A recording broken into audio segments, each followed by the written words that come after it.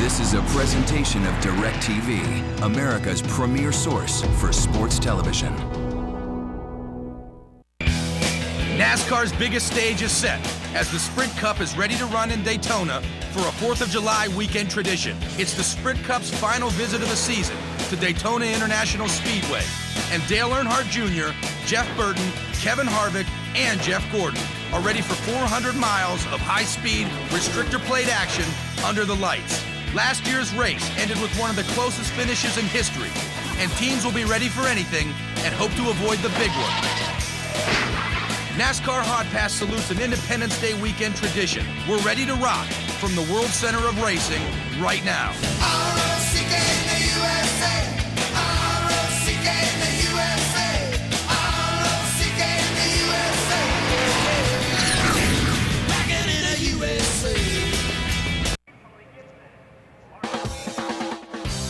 Expectations always high when we make the summer swing to Daytona International Speedway. A couple guys with wins at this very racetrack. The name that's synonymous with Daytona, Earnhardt Sr., memorialized at this racetrack as we have a 4th of July weekend feeling. In the infield, it's NASCAR Hotpass. Welcome to Daytona International Speedway. You have tuned in to channel 791 and 796 in high definition. Dale Earnhardt Jr. is our driver today. We'll ride shotgun with him as he looks to make it 3 wins at this famed racetrack. The first win at Daytona came back in 2001.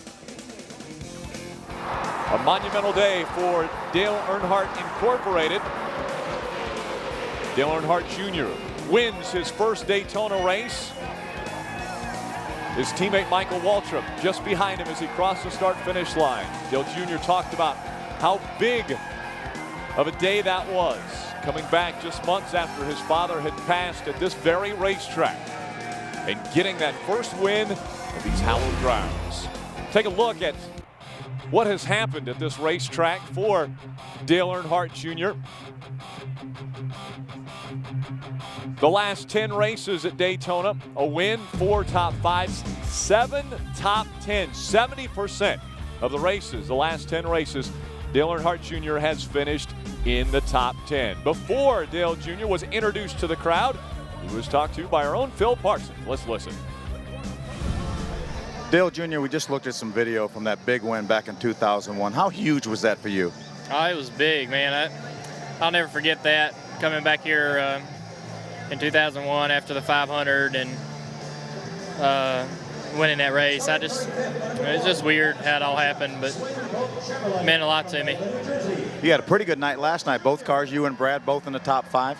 Yeah, it was good. We had a pretty good run. Brad did a great job. He learned quite a bit, and he's really getting a lot of confidence in himself, and so are the other competitors. It's going to mean a lot for him in the future. Now, TJ said that Brad's going to help you today spotting on the backstretch? I don't know about that. That'll be kind of neat if he's back there helping. Hey, tell me a little bit about this car on this racetrack. Obviously, this is way different than February. Cars sliding around a lot out there? And the Busch race is real slick, and it'll be slick tonight, but not quite as bad. We got our car driving pretty good, I think, so a little bit better than the Busch car was last night. But the Busch car is just so loose. Everybody was really loose, and hopefully we'll have a little better handle on it tonight. The field is so close here. There's a half a second qualifying between the first 28 cars. What can you do as a driver to make a difference here?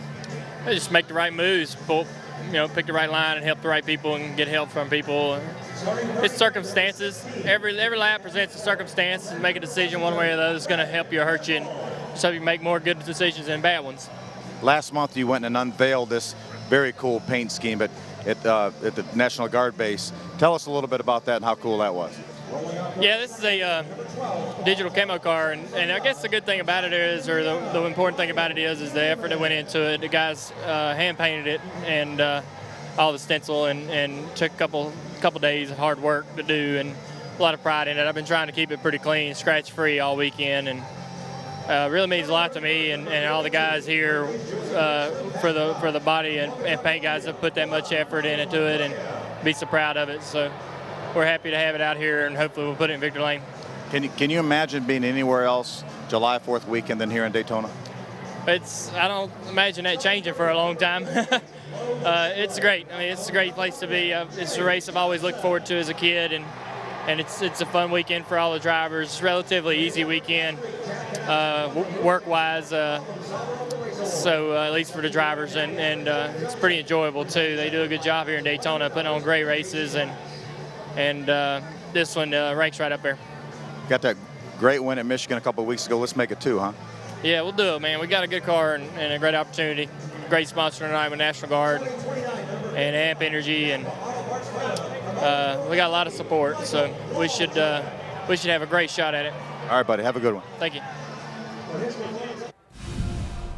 And that was moments before introduction, as you see that paint job. And again, hand painted. A lot of times in this day and age, they skin the cars, meaning they put a skin over the whole car of whatever they would want the paint job to be. But this one was actually hand painted, and it was unveiled on June 18th at Camp Butner. And that is when members of the team went to Camp Butner to do that unveiling and actually partake in a little more than just the unveiling of the car. Dale Jr. was able to You get to fire shoot more bullets because you won. well, fire a few bullets. Got to see how the hard men and women of the National Guard work. Kicks about like a 12-gauge shotgun. Knowing what a 12-gauge shotgun feels like. TJ Majors also making the trip. Dale Jr. firing all sorts of different weaponry. Tony Jr., you're commanding. You ready?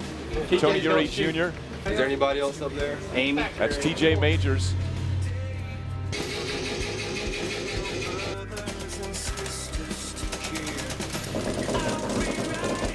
Simulator action, but an amazing trip. Dale Jr. always talking about how appreciative. Y'all make us proud, especially when we get to see you face to face. We jumping in? How appreciative he is of the men and women in our armed forces. What a big weekend. Obviously, this is the 4th of July weekend, Independence Day weekend, and we come to you from Daytona International Speedway. It is the Coke 0400 about to get underway. The cars have fired up. They're rolling out onto the racetrack. When we come back, we'll hear from the man calling all the shots from the pit box, Tony Uri Jr., and we'll see the green flag. It is summer racing from Daytona International Speedway. We come back. UFC light heavyweight champion Quentin Rampage Jackson is putting his belt on the line against the man who beat the widely considered world's best at 205 and Mauricio Shogun Hua. UFC superstar Forrest Griffin, the original Ultimate Fighter. Plus middleweights Patrick Cote and Ricardo Almeida battle for a title shot. The Ultimate Fighting Championship presents UFC 86, Jackson versus Griffin. Live Saturday, July 5th from the Mandalay Bay Event Center in Las Vegas on DirecTV pay-per-view. The DirecTV Rewards Visa Card delivers more DirecTV for less. Turn your everyday purchases into discounts on our exclusive sports packages, your favorite premium movie channels, or state-of-the-art HD DVRs. Apply today and you'll get $5 off your monthly DirecTV bill for a full year. There's simply no limit to the DirecTV Rewards Visa Card. Call now and let the savings begin. Moving day is here, the most dreaded of days. Packing, unpacking, your mind in a haze. DirecTV knows how stressful moving can be, so we make keeping your entertainment both easy and free. For uninterrupted service of the shows you like best, just leave the dish behind and we'll handle the rest. Simply dial 877-616-MOVE and we'll throw in 3 months of Stars and Showtime for free. Fantastic when the lights come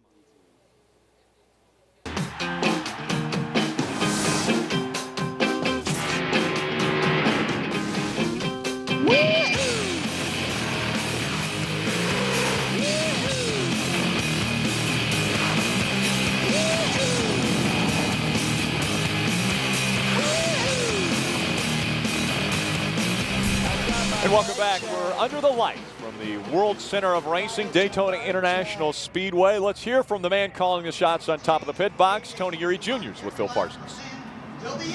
Tony Jr., this is the same car that you guys ran in the shootout when you won, and then also that ran so well at Talladega before he got bumped around. So a lot of confidence in this car.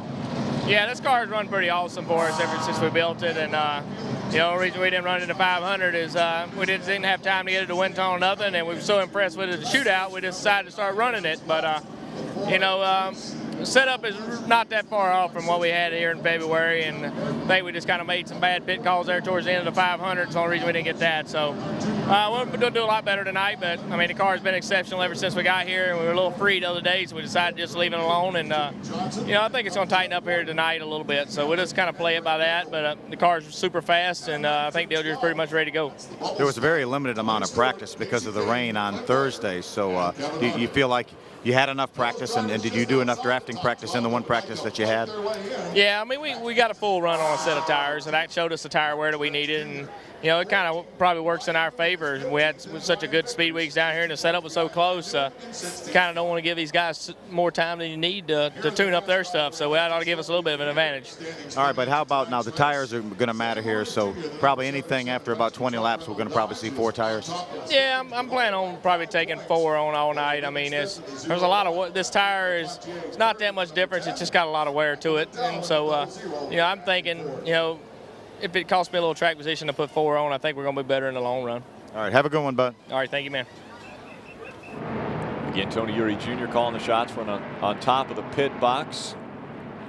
He talked about this being the same car they had here earlier. That vehicle led 93 laps already this year, so looking to see that car get back up to the front and lead laps here this evening. We want to take a lap around this racetrack. Let's take a look at our EA Sports practice lap. You see right at the start-finish line there, speeds upwards of 190 miles an hour on the straightaways here. We're going to run right down on the bottom of the racetrack, but that's not where we're going to be all night. We're going to be on the bottom of the racetrack. We're going to be in the middle of the racetrack, and you don't lose much speed in the corners. You keep these cars wound up. You see them exiting turn 2 right now, right out to the wall. Again, you could be all over the racetrack here. They're going to be see them 2, 3, even 4 wide down this long, long back straightaway as they get down towards turn number 3. Again, speeds upwards of 190 miles an hour entering this corner down here. On the bottom again, that's probably how you would qualify, but when we're racing, it's going to be wherever the line is going. It could be up high, it could be down low. Real rough through here. This has been a long time since we paved this racetrack. You see coming off turn number 4, a lot of bumps over the tunnel, and this is going to be a lap for EA Sports at the Daytona International Speedway. Make sure to check out EA's NASCAR 09 in stores now. Going to bring in the starting grid on the left side of the screen. Paul Menard and Mark Martin grabbing the top 2 spots. Dale Earnhardt Jr. will start in the 3rd position with Joe Nemechek on his outside. That will continue to roll across the left side of your screen. You're also going to be able to enjoy our Super Channel here on DirecTV's Hotpass. There are 13 different radios as well as the TNT audio on channel 794 and 799. In high definition, you'll see the broadcast by TNT. You can listen in to any one of these 13 drivers that were just listed on the screen. So that is the Super Channel. Right now, you've tuned into Dale Earnhardt Jr.'s channel here on 791 and 796 in high definition. We're going to let you hear and see everything that takes place with this team. That means that as they're talking on the radios, you will hear it. TJ Majors will be spotting. We're hearing that maybe a guest appearance by Brad Keselowski on the backstretch here at this racetrack. We might also hear him on the radio tonight, as well as the calls from Tony Uri Jr. back and forth to Dale Earnhardt Jr. as they work on the setup of this race car. It's a mostly cloudy evening. Temperature 81 degrees, a very light breeze. There's a possibility of precipitation, but Phil, I think we're going to be able to get all 160 laps in without a problem tonight. Yeah, Rick, most of the team engineers that I talked to that really keep an eye on this weather said they really feel as though, you know, we're going to be in good shape. The later it goes, the better off we're going to be. So if there's going to be any rain, any precipitation, they think it's going to be early, but it doesn't really look like it. We saw a glimpse of the spotters. This is a very large racetrack, obviously at a 2.5 mile racetrack, and so sometimes they will have a spotter on the front stretch, and then they will also supplement that with a spotter on the back stretch, and that's the possibility this evening with Brad Keselowski. We'll be listening in to not only Dale Earnhardt Jr., but also Tony Eury Jr. and TJ Majors. Those are the voices that you're going to hear over the radio this evening. And again, possibly we may hear from Brad Keselowski. Normally they would stand there on the backstretch. Cars in, nice smooth shift here. We'll let TJ Majors bring us to the green flag. Right, get ready, green. Already Dale Jr. right into the back bumper of that 15 of Paul Menard, and he is pushing him as they go into one. Car. Got the 70 right with you. Big hole behind the 70 there. He doesn't have much help. Got the 6 behind him now. Still one outside. All clear. All clear. Still side by side in your mirror there. 3 back. Two Still cars clear by 3. The 70 is clear on the bottom there. Side by side behind him. Working together, and they pull out in front of Joe Nemechek, who tries to tuck in behind Clear him. by 2. First 4 cars single file there now. Johnny Sauter there in the 70 just behind us. Still clear by 2 there. Top 10 are now single file. A lot of car length between all of them.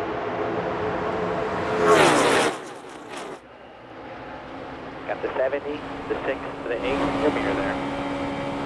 A big race for TJ Majors.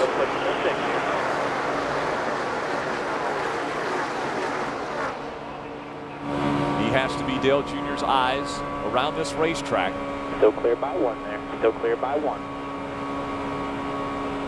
Rick, if you hear another voice on the backstretch, that's going to be Brad Keselowski. TJ said that Brad was going to spot him. Still single file, top 10 cars there. And he may be there just in the event of trouble.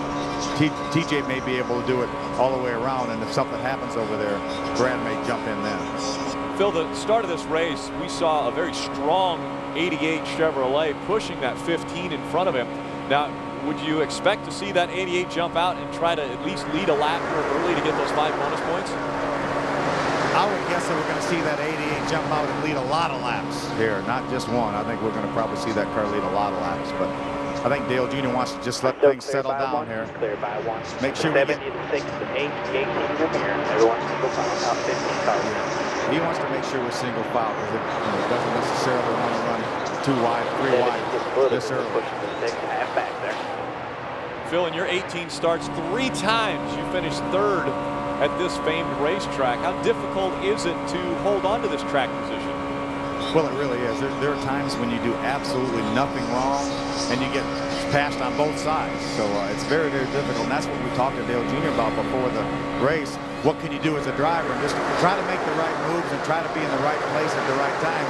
And as good as these guys are, sometimes it doesn't work. It just doesn't work for you because somebody gets a run on you or whatever. But Dale Jr. is certainly, if not the best guy out here, he's certainly one of the best. And he's somebody that I would want in my car for sure. It's very critical. Top 8 cars still single file there.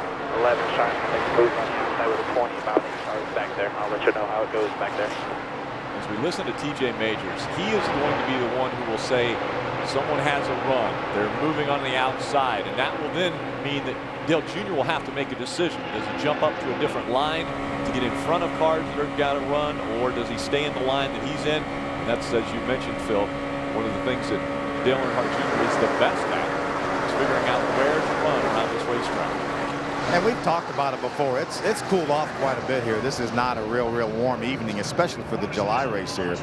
And Dale Jr. will not be physically. Still got the 70, the 6, the 8, 18 with you. There's side by side behind him, about 4 rows. He will probably not be physically exhausted, but after a race at a racetrack like Daytona Talladega, you could be emotionally and mentally exhausted here. All the decisions you have to make. Right now, there's really no decision other than to follow Paul Menard, but unfortunately, that's not going to stay like that forever. Johnny Sauter peaked a little bit higher going through the turn. Clear by 2 there. 70's having a hard time keeping it on the bottom in your mirror there. They're having a hard time making the outside work back there too. Remember, Johnny Sauter, Rick, is one of the guys that had to qualify his way in the race. So he may not have the optimal setup for racing. Right now, obviously, with so few laps run, he's got pretty good tires on right now. But as his tires wear off, he may not be able to hang with Dale Jr. in this lead draft. Sauter does move up the racetrack just a bit. He's they go through 1 and 2.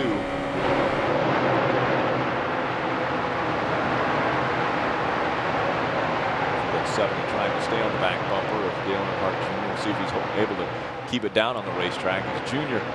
looks up about 2 feet higher than Paul Menard is running. They're staying pretty much in each other's tire tracks right now. Still got the top 8 single file there, about a car length between all you guys there. Outside's not working. 11 and 20 right there, struggling up there. You know, when we looked at our EA Sports lap around here, it was right on the bottom of the racetrack, and I said these guys will be all over this racetrack, and they will, but we hear TJ talking about the outside not really working right now, that Tony Stewart and Denny Hamlin are up there trying it and really struggling a little bit. There, 7, 6, 8, 18 lined up behind you. See the comparison between Paul Menard and Dale Earnhardt running almost identical lap times.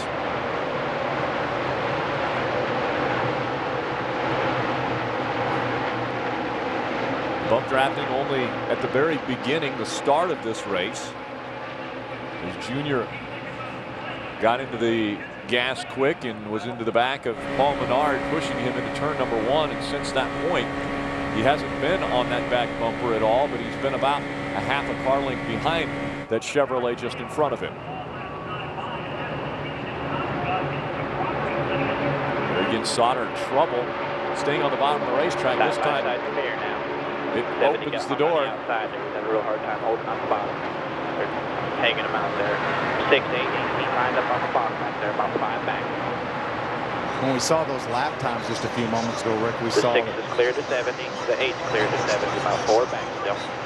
Saw lap times below 47.50, and that's a whole second faster than the pole run yesterday of Paul Menard. Still clear by 3 there. He's got a pretty good little run here. He's got the 8 wins. Again, here on DirecTV Hotpass, you are riding along with Dale Earnhardt Jr. You get to listen in to all of the communication. It's also interactive. We'd love to hear from you. You can email us at hotpass@directv.com if a question comes up. If there's something that we've talked about that you might not understand, or something that happens that you'd like to know more about, all you have to do is email us at hotpass@directv.com, include your name and hometown. We'll try to get an answer for you as to anything that you might throw out at us. And normally it's pretty good that Phil Parsons can come up with any of those answers. And if he can't, we always go to the team and ask one of the members of the team if they have any ideas as to answers that you may have thrown at us for questions. Top 7 car still single file, about a car length between all of you.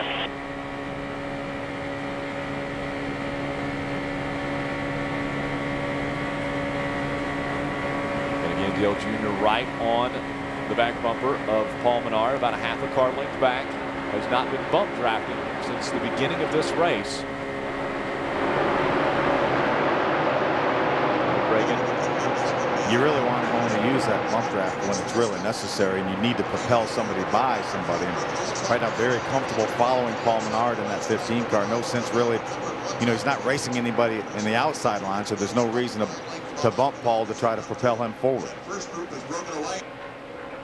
The telemetry on the bottom of the screen lets us know what lap we're on of the 160. It also shows the miles per hour, the RPMs. You see the throttle. Very, very rarely will you ever see that not green, especially obviously here at this racetrack where we have restricted power. And so as soon as they get off of the throttle, it takes it that much longer to get back in and get back up to speed. So you'll see that pretty much green this entire race. And that's going to be the key when you get a lot of laps on these tires and this racetrack gets really slick later on, is the guy that is able to hold that throttle down virtually all the way around the racetrack. That's going to be the guy that's going to be tough to beat. So a lot of guys were talking about additional downforce from what they had here earlier in February, trying to figure out how they can get just a bit more downforce because of maybe the slippery conditions, because of this heat in the track. Yeah, that's exactly right. And, you know, this is not necessarily the same racetrack that we see here in February with the cooler temperatures. And again, Goodyear brought a little bit different tire this time. Tony Jr. alluded to that a little bit different tire than they had in February, but so far so good. Deep just to the outside of Paul Menard, but tucks right back in. The Earnhardts are famed with seeing the air at this racetrack.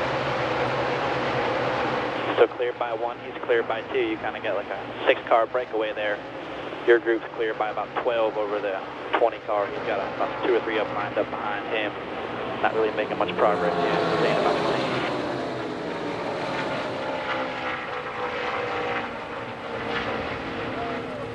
On lap 13 of 160, we would expect the pit window to be anywhere from 40 to 45 laps. Yeah, it's going to be closer to 40 on this first one because of the pace laps. Look like that. But as we get going, maybe 43, 44 on a normal run. Info. Giving the temperature, water, oil. Aerial coverage provided. Got the 6-1 back there, and the 8's about 5 behind the 6 with the 18 right with him. Provided by Goodyear for track-tested technology. Get there on Goodyear Innovation. What a beautiful sight, this racetrack, 2.5-mile historic racetrack. Goodyear blimp always gives us great shots for Daytona International Speedway. Especially fun at night.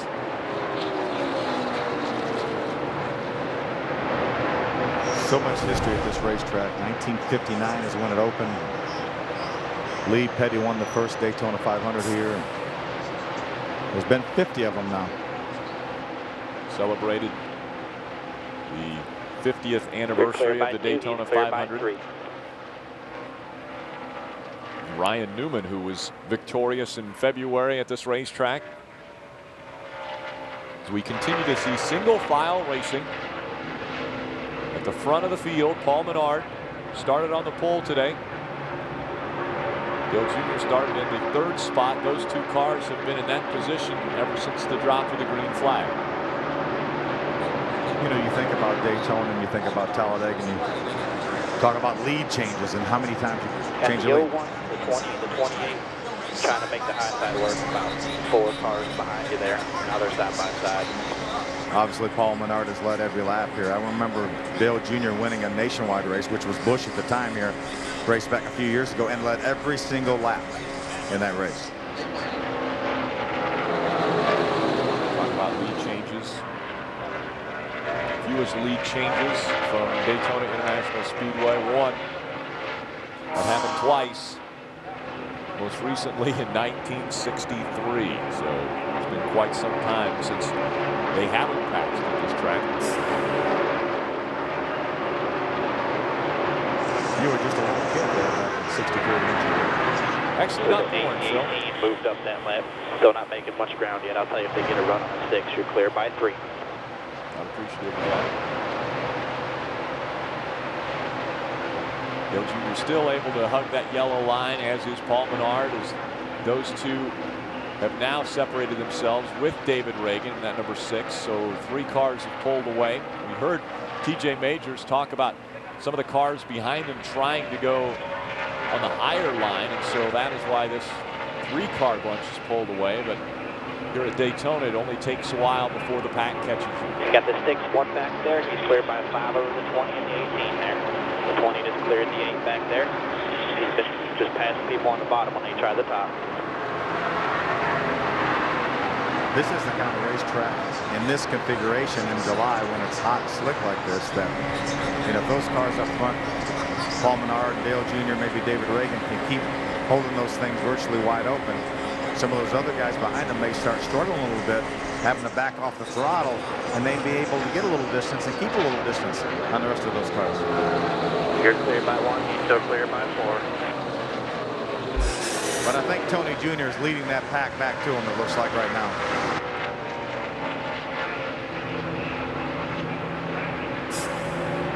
Tony Stewart trying the high line. Depot number 20. T-Bone to Rick Hendrick watching on.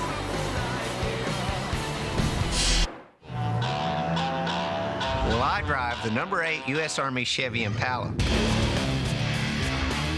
It's got 6 speeds and a 350 horsepower engine. 4-speed, 850 horsepower.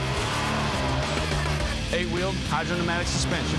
Independent twin control arm front suspension and floating rear axle suspension. 8-wheel, all-wheel drive. And it can go 300 miles on a tank of fuel. I go 80 miles on one tank, which is plenty. It seats my driver, 6 passengers, and my gunner. Seems crowded. Single-channel ground and airborne radio system. Radio? Check.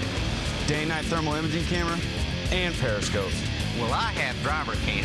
Automatic fire extinguishing system with sensors in the engine and trunk compartment. Seriously? It can alter tire pressure on the move to suit any terrain condition. Highway, cross-country, mud, sand. What your engine feels, you feel. And when it's running clean, you feel it.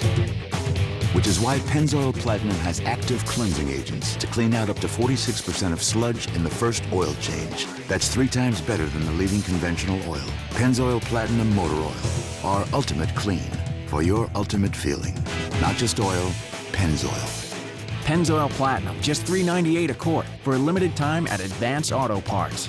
Menacing UFC light heavyweight champion Quentin Rampage Jackson is putting his belt on the line against the man who beat the widely considered world's best at 205 and Mauricio Shogun Hua. UFC superstar Forrest Griffin, the original Ultimate Fighter. Plus middleweights Patrick Cote and Ricardo Almeida battle for a title shot. The Ultimate Fighting Championship presents UFC 86, Jackson versus Griffin. Live Saturday, July 5th from the Mandalay Bay Event Center in Las Vegas on DirecTV pay-per-view. We talked about. Welcome back. We were just listening in as the caution has come out here at Daytona International Speedway. 10-4. Hit 4. Last car on the map here, Tony. I'll give you a heads up. Yeah, they're going to be changing the battery and stuff, so if you can talk to his spotter up there and just ask him to just kind of drag his feet coming in, that'd be helpful. 10-4. Talking about the 09 of Sterling Marlin, because Sterling is pitting right in front of us. It's like you don't need to be in a hurry getting to his spot. 10-4. What Tony Jr. was talking about is that was another one of the cars that's 235 on that run. All right. Another one of the cars that had to qualify his way in on time. So they do a few things that they're going to have to undo. We're good. He's going to drag his feet forward. Yeah, they've already. Mark Reno, the crew chief, has already given Tony Jr. the sign that they're gonna take their time getting in, so Dale Jr. can be in and done with his pit work before they get to pit road with Sterling Marlin. Dale Jr. has led 13 of 18 races this season. It'll be quick yellow here. It'll be 4,600 second gear. We're thinking that the caution came out. A.J. Allmendinger had some damage to the right side of his race car. It looks like he may have gotten into the wall. There's the potential for the caution that has come out. The first caution of the day. And we're hearing that Junior will come onto pit road. They're going to do a 4-tire stop, is what Tony Eury Jr. called for. Dale Jr. said the car is good. By the way, you were able to see that pass. Dale Jr. was able to get by the 15 of Paul Menard. That 84 hit the wall off turn 4, blew a tire or something.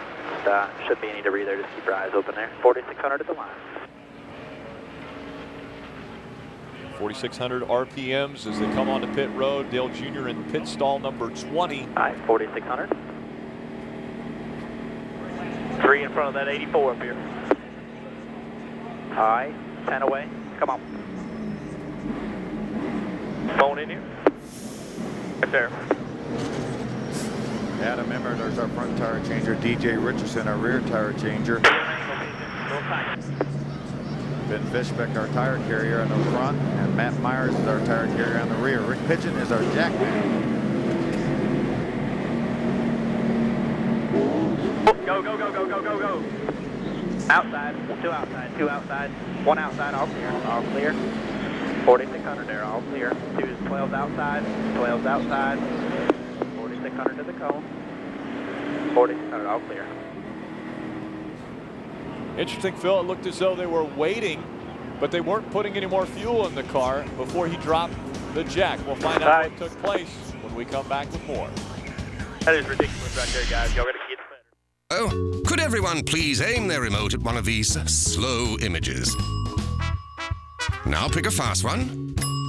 Excellent. You've now demonstrated for yourself the difference between DSL and Roadrunner High Speed Online. Add all these extra features over our advanced fiber network, and you'll see why Roadrunner zooms past DSL every time. Call Time Warner Cable for special savings on Roadrunner High Speed Online. Don't delay. Call today.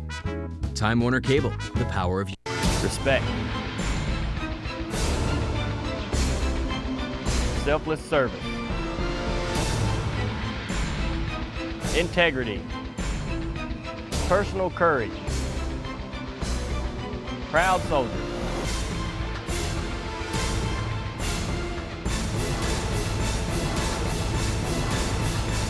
Now it's your turn to serve. Call or visit 1-800-GoGuard.com today. Just let you know a little bit what I saw there. 20 can run the top pretty good, but everyone's the 8, the 18 that tried to go up there with him, they seem to get real tight behind him, you know, off 4 and off 2 there. I agree. Pickle. Yeah, therefore, just letting you know there. 8:31 2 in your mirror. Great exchange on the radio between Dale Earnhardt Jr. and Tony Uri Jr. They talked about Dale Jr. actually got a little bit too close to the wall, and he apologized to the team for that. He said, "My bad."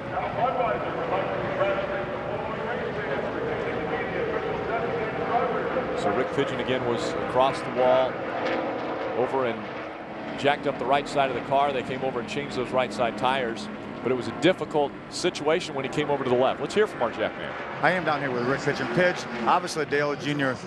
During our commercial break said, hey, it was my bad. I got too close to the wall trying to get all I could get. But when he's too close to the wall, you kind of have to bring that jack in sideways a little bit, don't you? Yeah, you really got to get in there at an angle because you don't have that full stroke that you would if, you know, he's a little further away from the wall. It's just, that's the way these brakes are on these cars. Once they lock up, they're just going to slide. They're not as aggressive as, you know, a normal downforce car would be.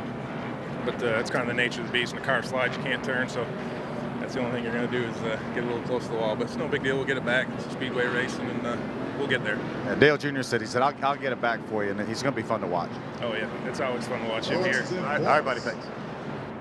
Again, that's Rick Pigeon, our jack man. He was talking about having to go in at an angle with the jack because he was a little bit too close to the wall. And we actually heard Dale Jr. talking to Tony Uri Jr. about that. Let's listen in to that conversation, and we will watch the pit stop that took place. I get to the box when I get there, Tony Jr. Those, come on, get in here, or I got off the brakes and I slid into the pits, couldn't get the thing pointed out. So just I'll get there when I get there. Just count them down. Simple. I'd rather for you to work on getting out than worry about coming in. You're always better doing that. Cool. Yeah, that was my bad. I was in a hustle getting in. Sorry about all that. I'll try to do what I can to get it back. You're going to see the tire pressures at 10. Should show the car's a little tight. I got on the sprinkler. Kind of going that direction. So every set of tires we put on. And so that was the communication that went back and forth between driver and crew chief, talking about getting into their pit stall and getting back off. And we saw that 0-9. To the corner. Be interested to see if we can back that range up. We're going to slip away quick. Stay with us. Not too much. Lower left corner of the screen. Out, but it just seems like it just gets going. Rated E for everyone.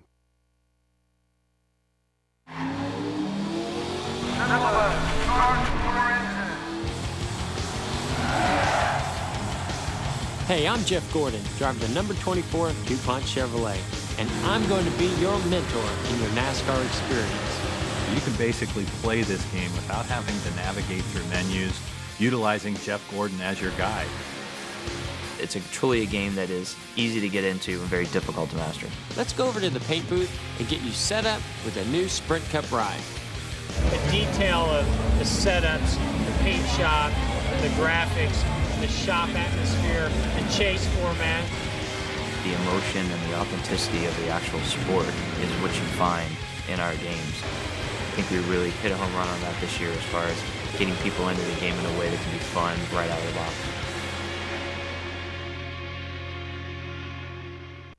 He didn't. Welcome back Dale Earnhardt Jr. looks to be restarting in the 14th position. Kyle Busch got off the pit road first, followed by Paul Menard. So those two will be up front when the green flag flies here very shortly. That could be something in DeKalb we could work on to help it.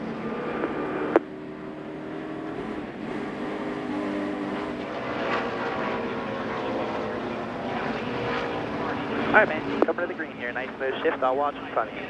Pace car's in. All right, you ready? Ready, green, green. All clear in front of you. It's one back. It's clear by 2.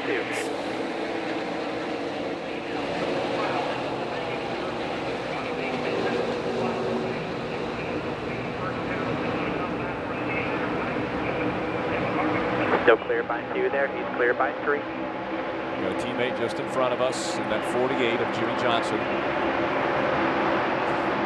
These two cars come together and work their way up toward the front. We also see the 5 of Casey Mears.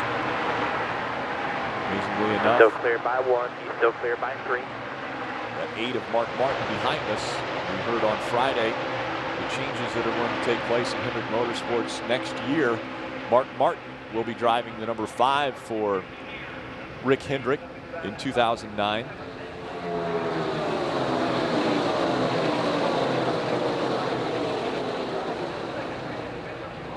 See side-by-side racing just in front of us. Junior's decided to make the move on the outside. We'll see if... Inside the 12 by himself, get the 8 with you. That's your bumper. You're clear. You're all clear there. 8 is not. Still all clear. Inside. 28 of... Still inside there, the 5. Got the 8 with you still. Still inside the 20. At your door. At your bumper. Still there, clear, all clear. Side by side, you hear the 20 and the 8 car. Got the 848 with you on the outside there. Travis 25, 12 down low, kind of spread out. Inside, 29 there. Still got help coming here. You're all clear. The 8 is not. You hear TJ. One back there with a run, coming to push here. Making sure that Dale Jr. knows that the 8 car that's helping him is not clear yet of Kevin Harvick. So we've seen the 88 Chevrolet. Still clear by 1, clear by 2 to the 48, side by side behind you. Dale Earnhardt Jr.'s moved up into the 9th position and back into the top 10. Coming to push here. He's still clear by 2 behind him. There you go. Outside lane taking off there. 3 wide front you there. Got a 1 stuck in the middle. Still outside. Got help with you. There's 1 outside there. 1 outside. Still outside there. Clear the 01. All clear. Still side by side in your mirror there. Ain't no 1 car. Still inside 17. Still inside there. Still there at your bumper. All the way at the bottom there. Still there. Got the 8 pushing in. Got help about 4 back with the 01 28 there. Still inside 17. Maybe the 8 will jump up with you here. Still 1 inside there. There you go. Help with you. Still there. All clear. Still side by side in your mirror. There you go. Inside just the 6 there. Still got help with you. Enter your door. Still inside there. Enter your door. Still side by side in your mirror. 8-17. Really showing the strength of that car right now, Rick. He doesn't have any help down there. Still 1 inside. Enter your door. 8's coming with the run here. Got the 8 coming to push you here. Still 1 inside. Staying with that 83 of Brian Vickers on the high line. Getting a little help now. Still inside the 6, 7, pushing him. Saw the 6. 20 lined up on the bottom there. Still inside. Still inside. Still there at your bumper. Still inside there. You got the 20 pushing in. You got the 8. No 1 with you. You'll see the numbers change Still inside rapidly. There at your door. Still got help with you. Still there. On the top of your screen, our scoring done by GPS. So if there is a pass on the racetrack at any point in time, you will see the numbers change. 8 coming to push.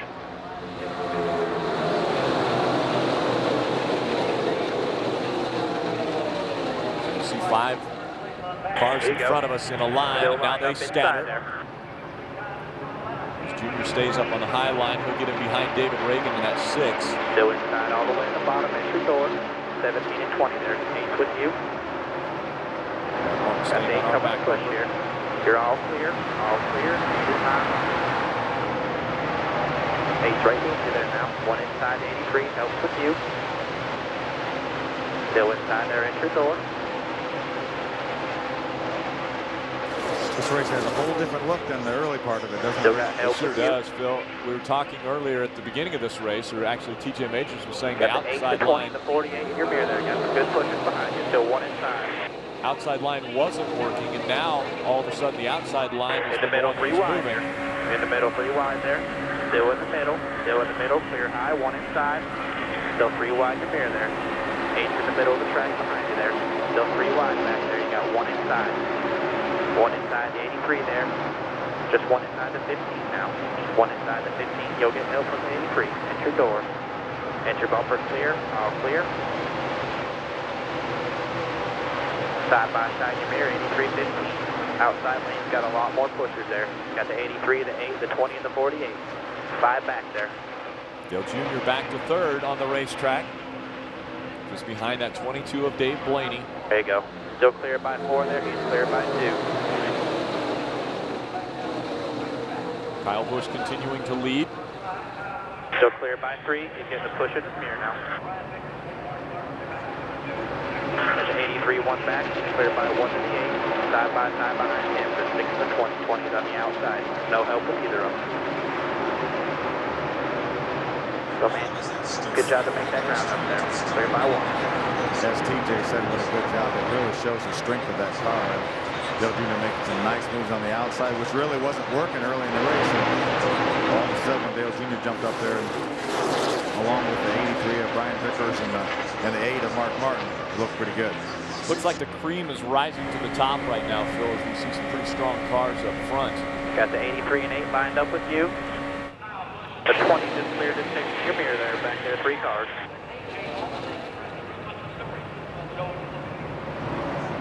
22 of Dave Blaney. Outside by himself, got help with you there. Enter door, enter bumper clear, all clear. Still side by side your mirror, 83, 22. Single file your mirror now, single file your mirror. 83 got real tight on the bottom of them there. Clear by 2 over the 22, clear by 2 over the 83, 8 and 20. We compare Kyle Busch to Dale Earnhardt Jr. Jr. once again contending for the lead. He was able to grab the top spot away from Paul Menard just as the caution was coming out.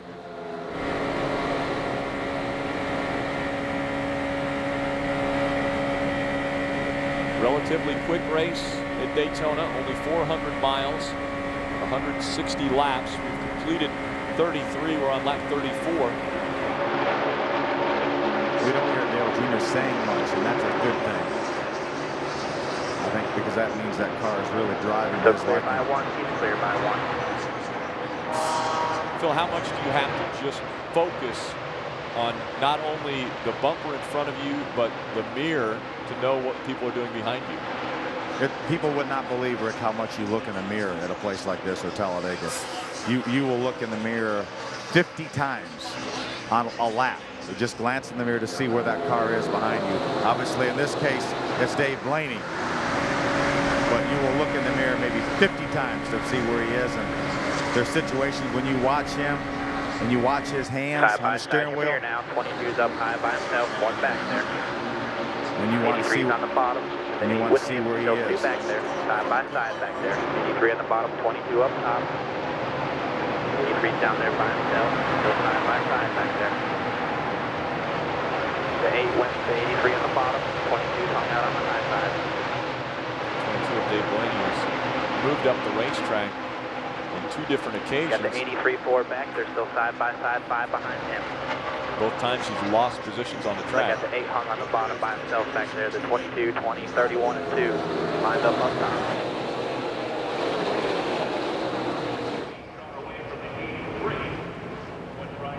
You hear TJ giving Dale Jr. so much information, you know, that will probably keep him from having to look in the mirror unless Dale Jr. just doesn't know how to have it. Because TJ's telling him that the car behind him running third is 3 back. So he knows he's not going to be making a move at that very instant. So that may keep Dale Jr. from having to look in the mirror as much as he normally would.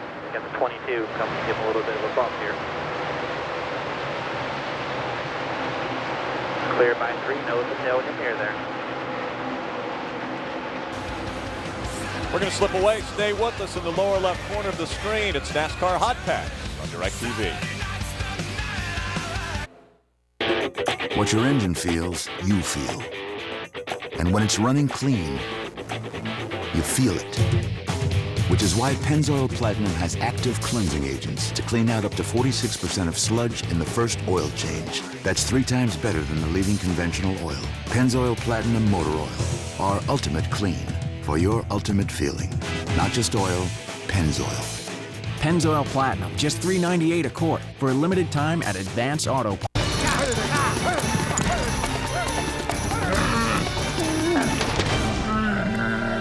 I guess I'll take it from here.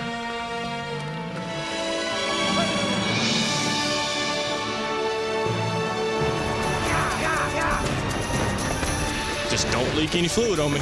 The inside of a race car can feel as hot as the Sahara. How does Dale Jr. overcome it? Energy Focus Control. Amp yourself. I got some breath mints if you want them. I'm just saying. You can almost hear the roar of the crowd all across the country. 20 behind them, side by side. 88 has moved back to the front, was able to pass Kyle Busch. And you saw it all right here on NASCAR Hotpass. Still clear by 1. He's getting the push in the 22 there. He's got the 22 and the 20. Pushing him there pretty good. Upper left corner, you're seeing the replay of what took place. Junior went up to the high side, was able to get a run on that 18 of Kyle Busch, completed the pass, and now continuing to lead laps here at Daytona International Speedway. I guess still clear by 1. He's clear by 1. You know, both times Dale Jr. took the lead, we were in commercial breaks, so a little push to 22 there again, right with you there. Pass back. We need to make sure that inside, got help with you. All the help with you. 22, the 28 are up top with you. we need to make sure we go to commercial on the last lap. Nope. Dale Jr. not leading. Still inside by himself. At your door. Still there at your bumper. Still there. Still inside there. All clear. All clear. Lined up single file mirror. You just got another push in the 22 there. Still single file mirror. We saw Junior running what looked like was going to be the middle line through the turn, and when he saw Kyle Busch go down to the bottom of the racetrack, he decided to also take that line. 18-1 back, he's got the 20 behind him. That's when you look in the mirror and you see where his hands are going, and you go there. You go where he's going to go. Still clear by 1. You want clear by 1 over the 20. 20 still running the top still. Dale Jr. ran that corner by looking in the mirror. Now the 18 and the 20. You're clear by 1. He's clear by 1. We'll be able to hook up. Teammates will work together. Early on in this race, we've seen. You're still clear by 1. He's clear by 2. 20 still going to the top. 8 runs to the bottom there behind him. We've seen historically Tony Stewart and Dale Earnhardt Jr. work together on these super speedways. You're clear by 2. He's clear by 2.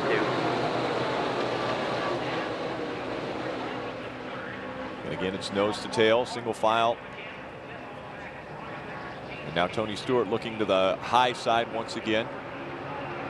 Still clear by 1. He's still clear by 2. The 18 behind you, the 20 behind him, running the top. The 83 and the 8 behind him, running the bottom.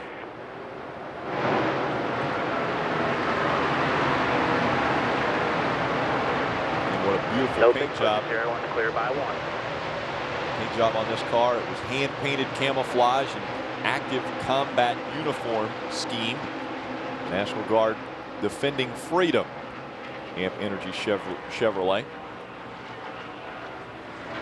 So you were talking about it taking 3 days to hand paint that car. It's all going to be work to work. We're up front.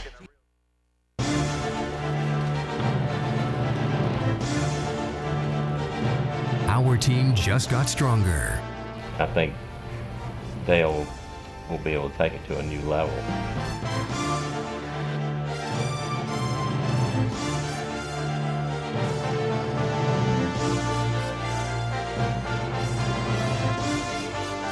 Become part of this winning team, the National Guard.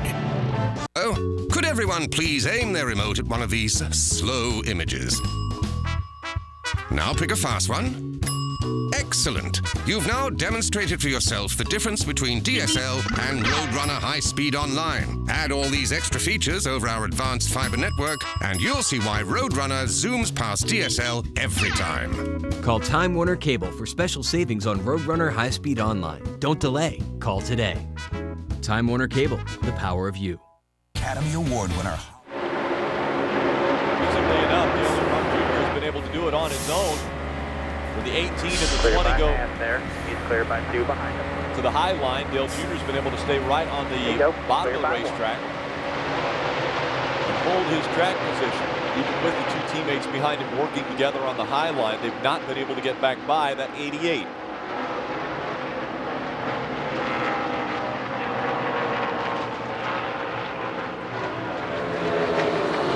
Clear by 2, no clear by 3. No real big run here. Over a fourth of the race complete No already. clear by 1.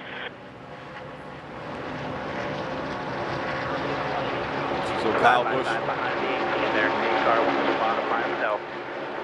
Kyle Busch hitting the bumps. You know, it's funny, Rick. The trouble. We got a problem with the 12 of Ryan Newman. That brings out our second caution. Clear by 2. This one coming out on lap 44.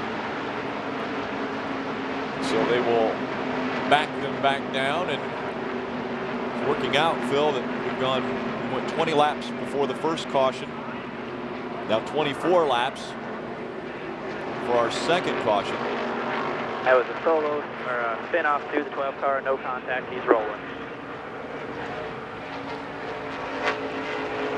4 cars turned better. That time it was real good going turn 3 and 4.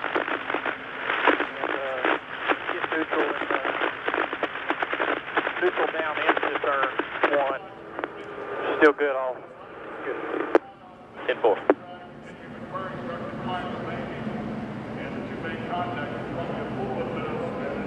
Getting the feedback back to Tony Uri Jr. about the handling of that race car. As you see the replay in the upper right corner of your screen. Ryan Newman spinning down the backstretch. So Brett Bodine in the pace car jumps back in front of this field to lead them. Here, 4 tires.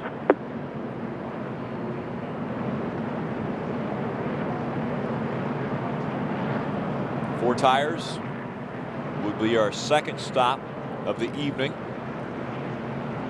Pit road be open, quick yellow.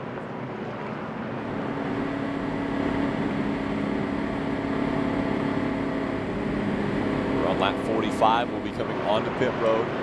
Again, the first pit stop, Dale Jr. got just a bit too close to the wall. Made it a little difficult for the over-the-wall guys. And obviously that'll be fresh on his memory. So he will be able to correct that this time in.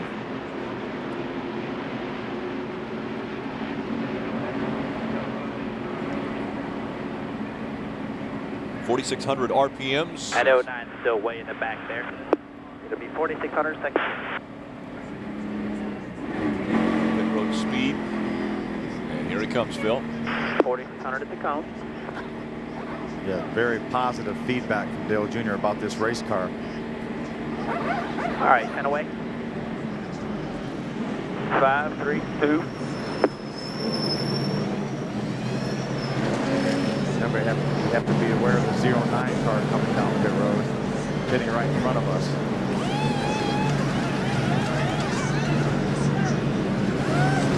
Chris Sulcar, gas man. Going hard, go, go, go, go hard, straight out. Got one coming outside. 4,620's outside, 4,620's outside. 4,600 there, 4,600 to the line. All clear. So the 18 gets out just in front of us. Yeah, man, I'm sorry. I didn't get no car outside there. Yeah, you have to handle it there 5 boxes out, because then it gets all these lights, you can't see through them. We'll be right back. Yeah, 10-4. I heard you say it, and I just took over when I heard you say it once. Is back. How come I haven't seen you in these? They're your daughters. Oh, no! An all-new episode of The Bill Engvall Show, Thursday night at 9, only on TBS. Gentlemen, the scene is ours. What your engine feels, you feel. And when it's running clean, you feel it. Which is why Pennzoil Platinum has active cleansing agents to clean out up to 46% of sludge in the first oil change. That's 3 times better than the leading conventional oil. Pennzoil Platinum Motor Oil. Our ultimate clean for your ultimate feeling. Not just oil, Pennzoil. Pennzoil Platinum, just $3.98 a quart for a limited time at Advance Auto Parts.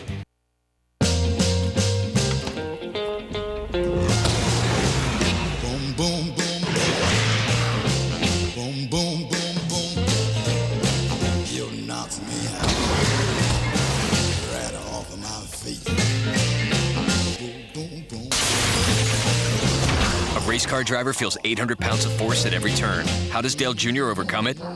Energy, focus, control. Amp yourself. Sweet mother. Welcome back. It was a race off of pit road, and there was actually a little contact. That's the 20, the 8, and 24 in your mirror. 60's still a lucky dog. He's still making his way up around here. He's just now getting to the pit road entrance, coming around the outside. We heard him talking a little bit about bumping into the 20 of Tony Stewart when he came off of pit road. Let's go down to pit road, Phil Parsons. Tony Jr. so far so good. All the feedback from Dale Jr. is that the car is really good. Any changes on that pit stop? No, we haven't made any changes all night. You know, we just keep coming in, bolting 4 fresh ones on it. All the tires look real well. It's using all 4, so you know we just got to get our pit stops better. It really showed the strength of that car, how quick he was able to drive to the front on that first restart after restarting 14th. Yeah, I mean, you know, the car's good and Dale Jr.'s awesome. So, I mean, he's a guy you want to have in your seat here because he can really make the moves happen like that. And, you know, it's just all the guys putting a lot of hard work into this car at the beginning of the year is paying off right now. So hopefully we can get a win. All right, buddy. Thanks. Very good feedback from Dale Earnhardt Jr. to Tony Eury Jr. And again, we talked a little bit about some contact being made as he came out of his pit stall, and the 20 of Tony Stewart was coming up on his outside. Let's take another look. He slides out a little bit. Tony moves out. He said there was some contact there. It might have been very slight. Dale Jr. actually backed up on the racetrack and got behind Tony, took a look at his car to make sure there was nothing wrong with it, and then relayed back through TJ Majors and said, okay, I've looked at Tony's fender and it doesn't look like there's any problems. Yeah, Dale Jr. was not aware that Tony was outside of him coming off of pit road, but very slight contact. Dale Jr. definitely knew that he'd touched, but apparently not enough damage to worry about. The 20, the 8, the 24, 9, 17 in your mirror, cover to the green. We start second. It's Kyle Busch just in front of us, Tony Stewart behind us, Mark Martin behind them. All right, pace cars in. And then Jeff Gordon, our teammate, ready, back in 5th. Clear by 1 to the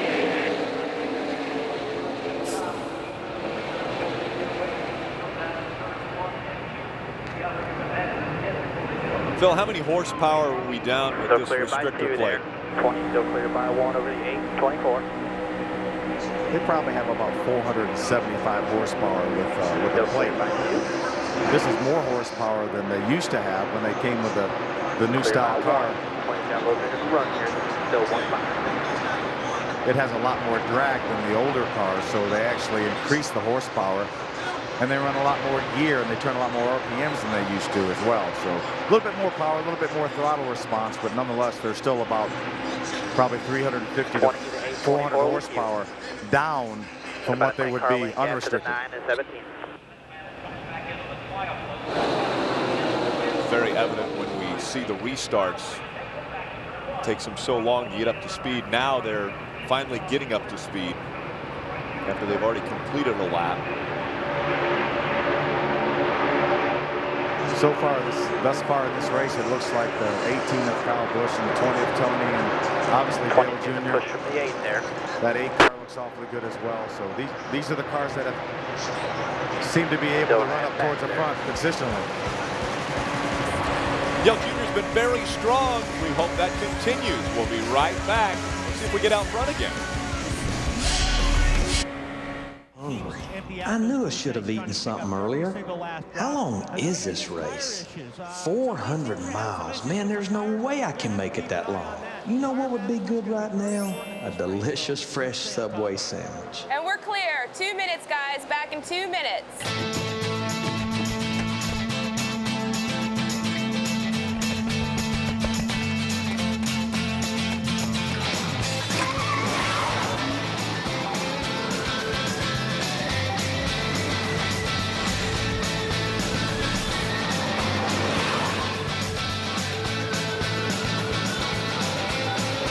Hey guys, give me the usual. Make it fast. Sure thing, Mr. McReynolds. Coming right up. Don't forget the extra veggie. You got it. Remember, I love mustard. There you go, sir. What your engine feels, you feel. And when it's running clean, you feel it. Which is why Pennzoil Platinum has active cleansing agents to clean out up to 46% of sludge in the first oil change. That's 3 times better than the leading conventional oil. Pennzoil Platinum Motor Oil. Our ultimate clean for your ultimate feeling. Not just oil, Pennzoil. Pennzoil Platinum, just $3.98 a quart for a limited time at Advance Auto Parts. DirecTV presents Songs of Praise for America. This 4th of July weekend, celebrate with some of the nation's most inspirational choirs and artists. Hosted by Darryl Waltrip and Natalie Grant, with special appearances by Michael W. Smith, Nicole C. Mullen, and Jackie Velasquez. Showcasing America's music from sea to shining sea. Songs of Praise for America. Now playing through July 6th on Channel 103, exclusively on DirecTV. 51 laps. You can see it out the in-car camper, man. I'm sure the deck bid's like a half-inch lower than the quarter fan. Where it matches up, where the split is. Dale Jr.'s analyzing the body on that 18 car. How interesting that is. He said they've figured out a way to get the air to actually push that deck lid down on the 18 car, and he's talking about it right now. First 4 cars there, nose and tail. You're cleared by 10 to the 1724, racing side by side. He follows right on the back bumper. I think if NASCAR was aware of what Dale Jr.'s talking about, they probably would want to look at that 18 car after the race. I'm guessing they're going to take a peek at that, potentially.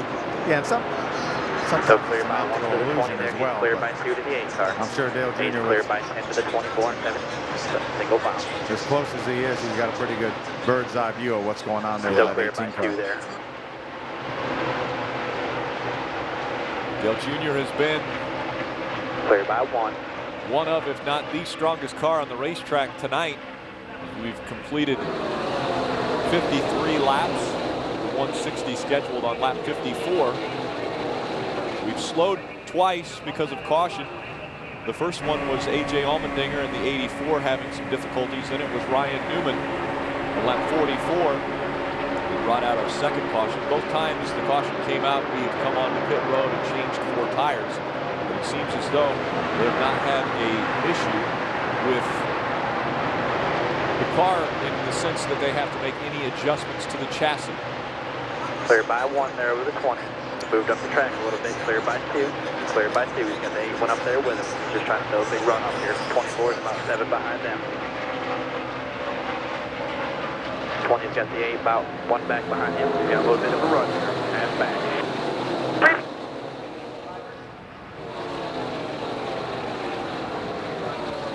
Junior goes high. It looks as though Tony Stewart is going to go high. Interesting there. Teammates won't work together. Inside the 18 by himself. All the hills with you. 20 still 1 back with the 824-17 with him. Inside by himself. Inside. Inside. Still there at your bumper. All clear. All clear. 20's on the bottom there. You're here now. Phil, did you see that move? Yeah, it's nice to know that we can do it without going to commercial too. Mirror there. Yeah. Side by side your mirror. 824 on the bottom. 2018 up high, separated out there. All the hills on the bottom there. 824, 7. How about Kyle Busch trying to get in front of his teammate to maybe get a little help? Cleared the 20 there. 24 is inside the 20. And Tony actually cut down and didn't give him any help. Wanted to stay with Dale Earnhardt Jr., but wasn't Real able to. big push on the bottom behind the 8 there. You're still clear by 1. He's clear by 2 of the 24. 24 is all clear. 17 is all clear back there. First 4 cars single file on the bottom. Fans rooting on the 88 Chevrolet of Dale Earnhardt Jr. You know, sometimes, Rick, it doesn't Still clear by 1. He's clear by 1. make any sense, even if it's your teammate, to go with somebody, because it will eventually hurt both of you. So you can see right now Tony and Kyle running together again. 8, 24, 17 with you on the bottom. Side by side, behind him. 28 on the bottom, 20 up high with the help.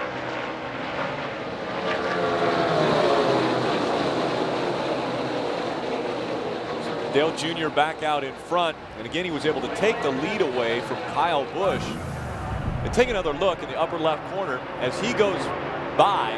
Kyle tries to get up in front of his teammate, and Tony ducks down low. Drifting back there. Trying to keep that momentum up the same as Dale Earnhardt Jr. had. So that shuffled that 18 clear by back. 1 over the 24 car. 24 is clear by 5 to the 17. Yeah, now the 18 and the 20 are hooked up again on the bottom of the racetrack, but they've lost a number of positions. You see our teammate Jeff Gordon now has moved into the 3rd position. And actually, Phil, a little foreshadowing here. These are all teammates in 2009. Mark Martin again announced on Friday he will join Hendrick Motorsports next year. So you've got Dale Earnhardt Jr., Mark Martin, and Jeff Gordon running 1, 2, 3 on the racetrack. I know we've talked to Junior a number of times, and I'm sure how excited he's going to be to have Mark Martin join him. He's getting a little bit of a push from the 24 there. At Hendrick Motorsports, I know he thinks the world of Mark Martin, and I'm 24 sure still clear by 4 to the 17. he will be a terrific teammate and a great addition to Hendrick Motorsports.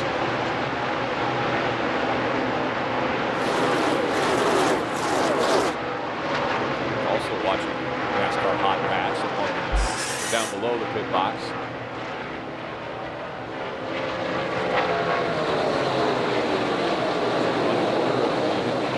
Teammates.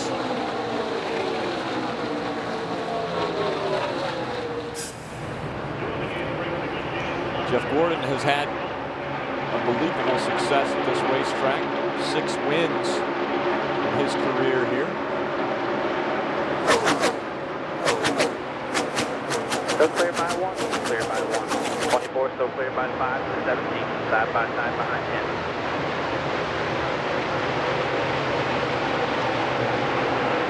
Dale Earnhardt Jr., Mark Martin, and Jeff Gordon now have separated themselves from the pack as they are running side by side behind them. Jeff Gordon having a bit of a hard time staying up with these 2 cars in front of him. They're punching a pretty big hole in the air now, though, so he'll be able to reel them back in.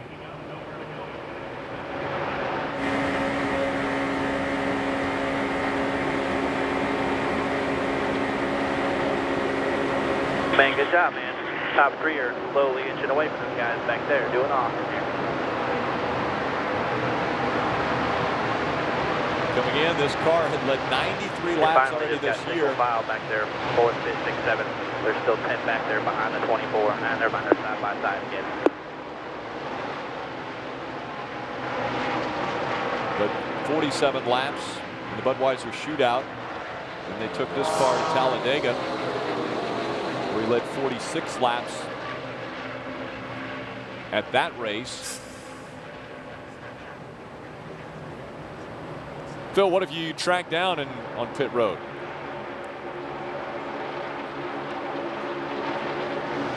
Rick, I have something that Goodyear just announced this week. They are going to award this gold medallion to the winners in Victory Lane for the rest of the season. There will be 3 of these 3-inch medallions given away. 1 to the driver, 1 to the crew chief, in our case Tony Jr., and 1 to the car owner, which would be Rick Hendricks. So Goodyear just announcing this week that they will award these gold medallions in Victory Lane for the rest of the 2008 season. Do you get to keep that one? I do not. Maybe, as a matter of fact, I'm going to have to give it back right now. Why don't you put it in your pocket? They won't know.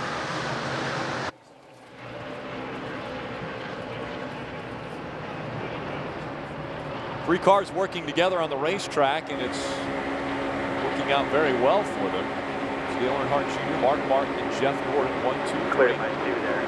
8 might be real tight right there. 24 is a little bit of a push here. 24 still cleared by 7. They're kind of spread out back there, the next 2 cars, and they're racing kind of hard behind them.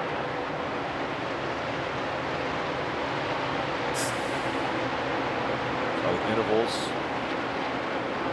in their top 5, and again, these 3 cars have pulled out in front.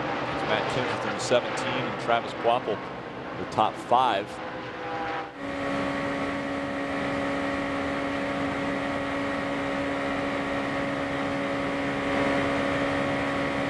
We came onto pit road on lap 45. We're able to change 4 tires. That was under the second caution. Since then, we have been able to get up in front of this field. We have the opportunity in NASCAR Hotpass, DirecTV, to talk to the other channels that are covering the other drivers here in this race. One of those being Jeff Gordon, who's our teammate. He's also on Hotpass tonight on channel 792 and 797. We want to join them and find out how it's going with Jeff Gordon today.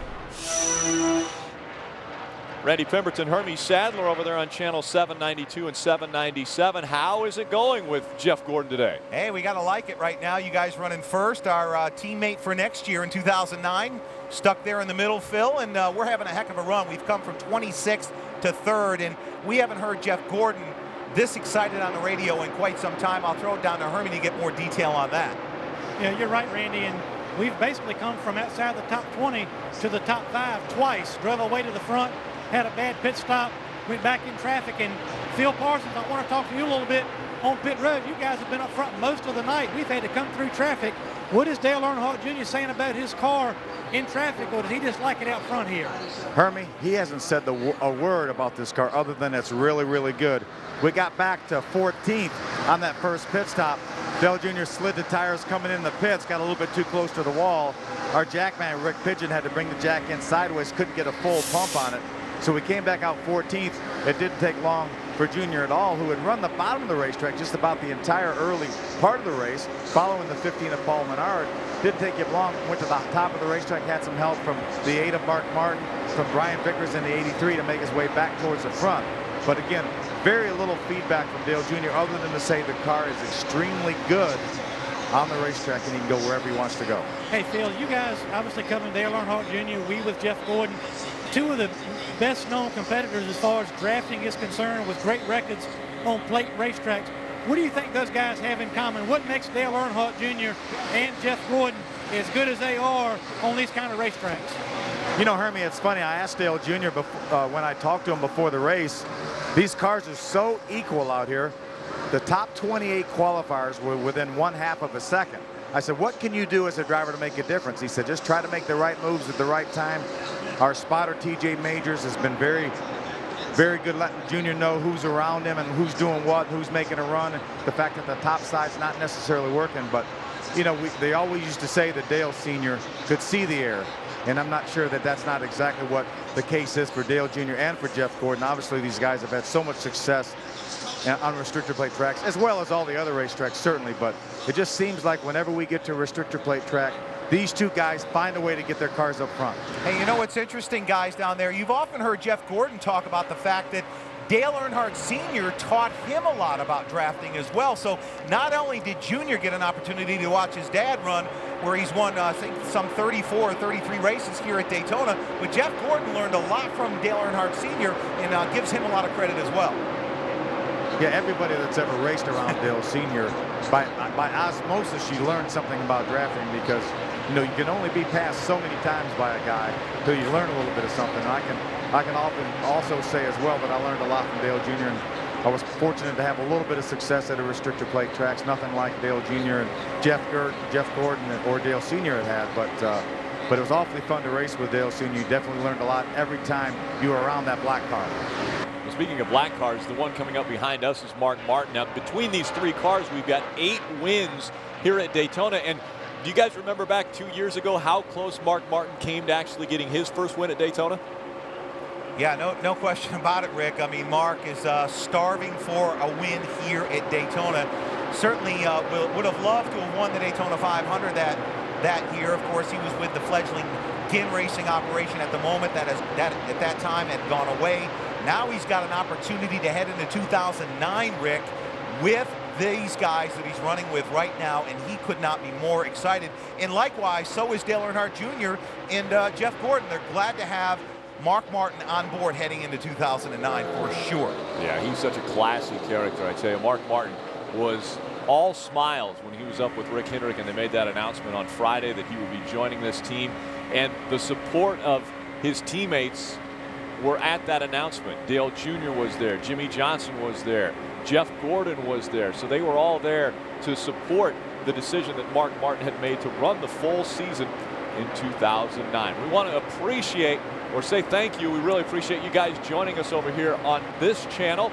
And again, this unique to NASCAR Hot Pass. Those of you watching for the first time, we get to talk to the competitors in the middle of the race. Thanks again, guys. All right, guys. So Dale Earnhardt Jr. still holding on to the #1 spot as Mark Martin has had a couple runs but has not been able to get even onto the back bumper of Dale Earnhardt Jr. as those two are running very strong, and Jeff Gordon has caught back up, all separated by about a car length as they continue to work together on this racetrack. Now we see Jeff running a little higher line. You got to remember, Rick, too, that these are two of the smartest drivers behind Dale Jr. probably in the history of our sport. Mark Martin and Jeff Gordon, both of them with so much success and so many wins between them. Jeff with the 4 championships and Mark coming oh so close so many times. And so for these three guys to run together like they are and to open up a little bit over a second lead over the 4th place car is not that huge a surprise.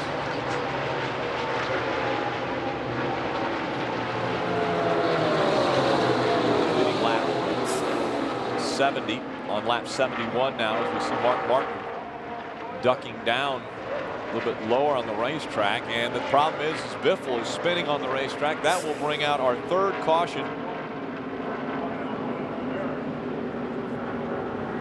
Hey, roll out of the throttle a little bit there like you're doing there. NASCAR needs to get a safety truck out here.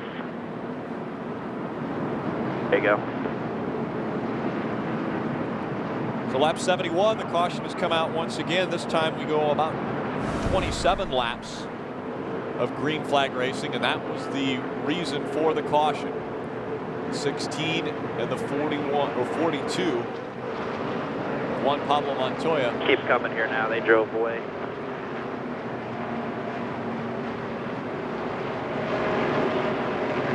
That is a case where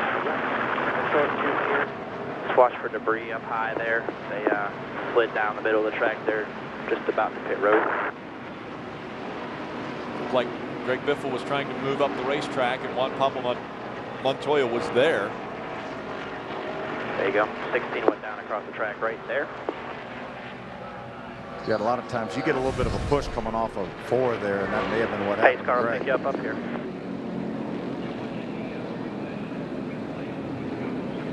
Bring pace car back out onto the racetrack as Dale Jr. will get into turn 1. Junior back out in front of the field once again. Has been leading laps, continuing to lead laps. He, Mark Martin, and Jeff Gordon working very well together. Those 3 cars had pulled out to about a second lead over 4th. The 4th place car of Matt still there, Kenseth. Tony Jr., just so you know. Hit 4.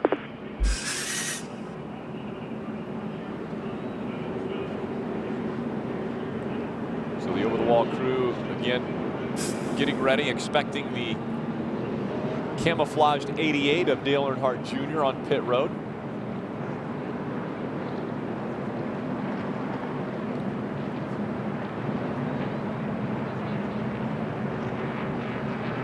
Rick Hendrick talking on top of the pit box.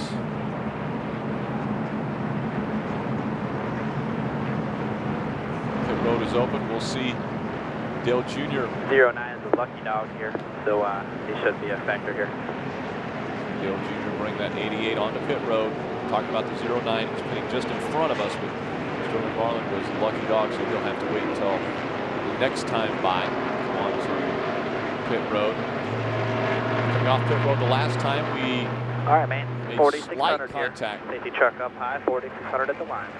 with the 20 of Tony Stewart. And actually, Tony Stewart had complained about feeling ill today. Guys. Have a good one.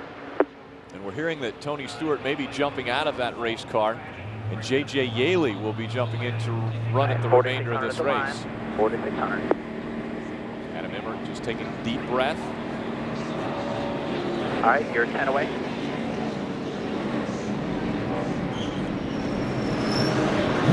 Good job.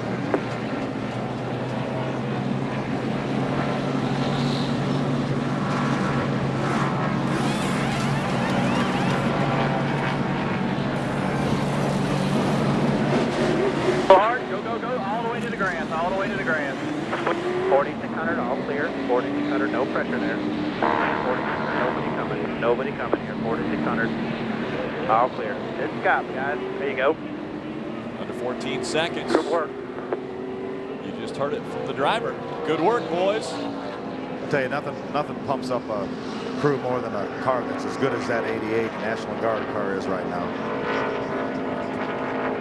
They showed it, getting him back out in front off of pit road. He was leading when the caution came out. He'll be leading when the green flag flies once again.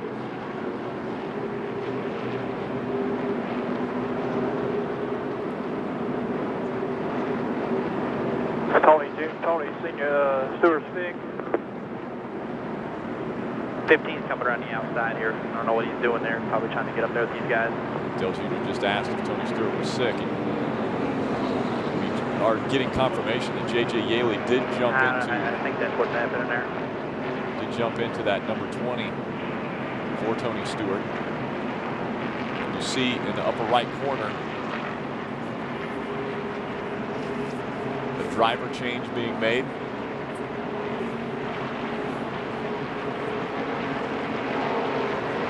Phil, have you ever had to get out of the car? I never did. I was B1 to go at the line. Drove for over 20 years, and I was fortunate enough never to be sick enough to have to get out of a car. Well, that was commonplace before. I mean, we used to see drivers all the time that they'd get out of the race car. Well, they really would. As a matter of fact, you know, back in the day before power steering and things like that, people would line up relief drivers for very J.J. Yaley in the 20 now there. Good luck. Very difficult racetracks like Bristol. What's wrong with Tony? Instead of illness. And they would line up relief drivers in advance before they even went to the racetrack, much less, you know, grab somebody that maybe had already fallen out of the race. So it certainly was commonplace, but you don't see it happen that often anymore. So now J.J. Yaley will be driving the number 20. If some amazing things take place and the 20 gets up front and wins this race, Tony Stewart still gets credit for the win. He was the driver of record when the green flag flew, starting this race.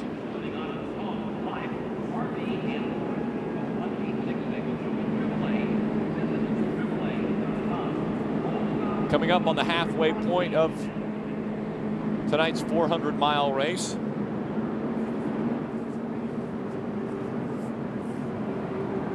Again, the beautiful paint job on this race car, honoring the National Guard. This weekend's 4th of July holiday. The active combat uniform scheme.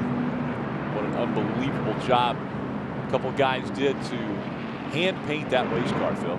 Yeah, Corey Solier, Ronnie Sipka, Scott Nichols, and Danny Floyd. Those 4 guys spent 3 days hand painting this paint scheme. And that's, as Dale Jr. talked about at the very beginning of the show, that's a digital camo scheme. As you mentioned, it's called the Active Combat Uniform. And this car is actually called the National Guard Defending Freedom ACU/AMP Energy Chevrolet. So I know it means an awful lot to these guys here at Hendrick Motorsports, as well as this entire team, and certainly the National Guard as well. Here, probably help with you. Getting ready to get this one back underway. We'll give it back to TJ Majors. All right, get ready. Ready, green, green, green. So clear by 1, or nose and tail behind you there. So teammate just behind us, Jimmy Johnson. Jimmy's going to go high. Looks like go outside there. They're going to go by us on the outside. Line up outside. Jeff Gordon comes down. Coming to help you. Be clear behind the 18. 24 is with you. There you go. All the help's with you now. And it looks as though help with you outside on your tight. Help with you. Still got help with you. Still outside the 18 car. Clear high. Hendrick 1, 2, 3. They'll 24 still with you. Still side by side your mirror. 18 starting to get some help back there now. One back. Lined up on the outside back there now. 24 is kind of on the bottom by himself. We saw Junior sneak up the racetrack and then go back down and follow that 48. So got the 24 with you, side by side your mirror. It looked like Dale Jr. pulled up a little bit just to kind of hold the momentum of that 18 car and then pull back down to get right behind our teammate Jimmy Johnson. He wanted to help that 24 Jeff Gordon to try to clear that 18. Jimmy Johnson, Dale Earnhardt Jr. have pulled away from Jeff Gordon. Now 24 is going to push the 18. Big run for the 24. And right with you there. Right with you there. Nose to tail. So now Jeff Gordon might not be too excited about having that big push from the 18. You see him move up. Side by side your mirror now. Side by side your mirror. Whoa, very close there. Jimmy Johnson ducks back down the racetrack. There. 24 is getting a push on the outside there. Gas back there. Outside. Outside.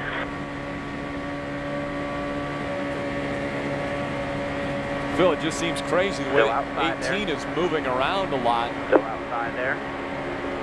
Clear by half. Clear by half. Side by side your mirror. Side by side your mirror. 18, 17. What a difficult situation for Dale Earnhardt Jr. right now. He's got teammate on the outside, teammate on the inside. 18's getting a push from the 11 on the bottom. Still outside. Still outside. All clear. Side by side your mirror. 18 and 24 car. This has to be a pretty anxious moment for Rick Hendrick, who has 3 of his cars up there battling right now. Still side by side back there. 18, 24. Very close call for Jimmy Johnson. Getting a push for 17 here. 18 doesn't have much help down there. Still half back there. Half back there. Looking outside. Outside. Rick Hendricks. Got the 18 coming to help here. Looking back to the backstretch now. Still lined up outside there. Got the 8 outside at your bumper. It doesn't Still look outside like the 17. Still outside the 17 car.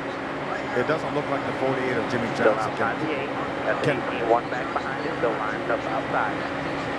Doesn't look like Jimmy can pull. Still lined up out there. Just to hold as I can here. Still lined up. As well as Junior 18 can. coming to help there. Half back on the bottom. Still outside the 6. Now Jimmy Johnson's trying to get a side draft, as is Dale Jr. as he moves up right to the 8. Side by side your mirror. 18 and 6. Outside. Still there at your bumper. Still outside the 8. Still outside the 8. 18 coming to help. Dale Jr.'s been able to catch up to that 24. Still outside. Still outside. 48 at your door. Still there at your door. On your tight at your bumper. At your bumper there. All clear. Side by side mirror. 1848. 18's got the 11 helping him on the bottom. 18's clear of the 48. Riding side by board. side back there again. 48, 17 up top.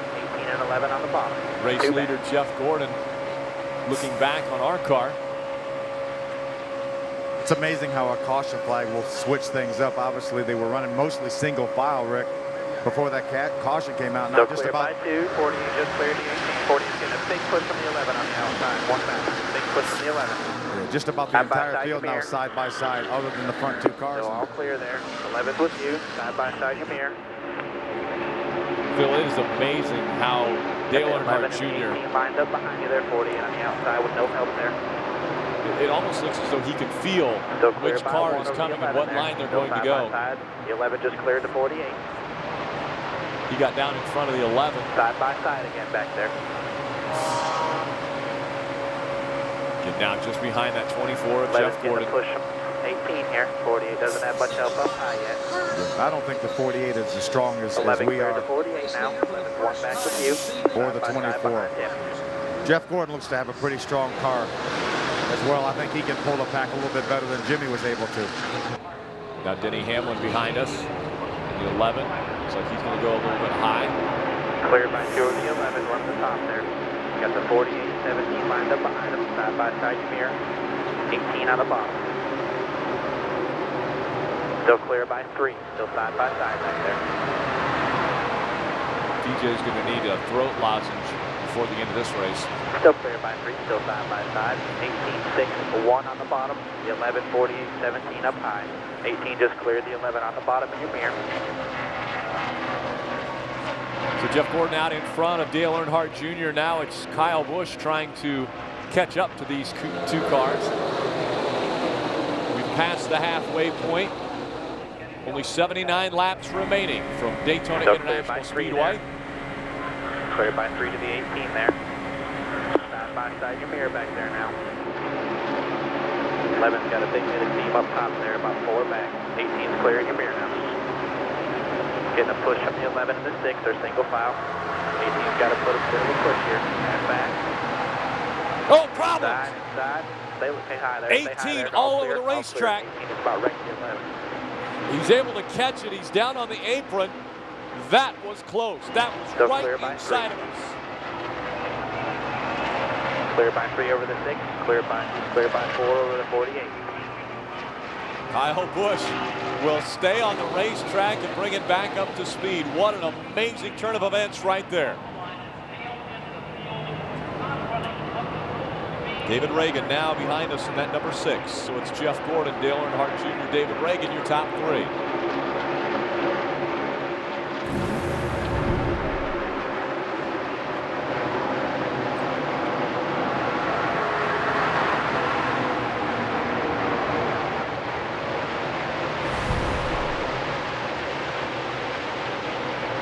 You're cleared by 2, cleared by 1 over the 48, 17. That was a pretty incredible job by Kyle Busch of maintaining control of that car. Absolutely amazing, Phil. He was going 190 miles an hour. Take a look at this. From the back of Junior's car, upper left corner of your screen. He goes down hard and then looks as though he's going to lose it. Gets down on the apron and is able to save it. He's back behind this field right now. The entire pack has gone by him.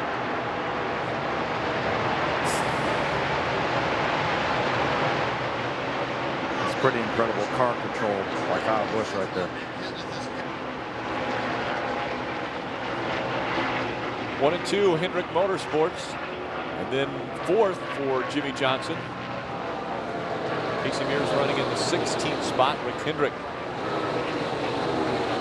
eagerly watching. His car's running very well.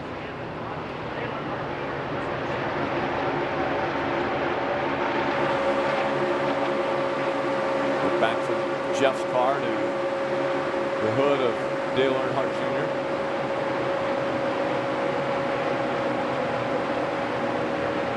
Relatively flat backstretch.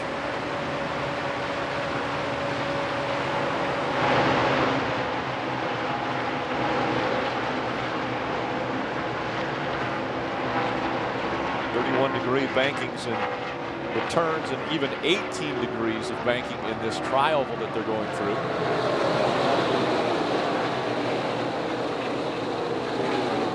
You're cleared by 2 over the 6. He's got the 48 right with him.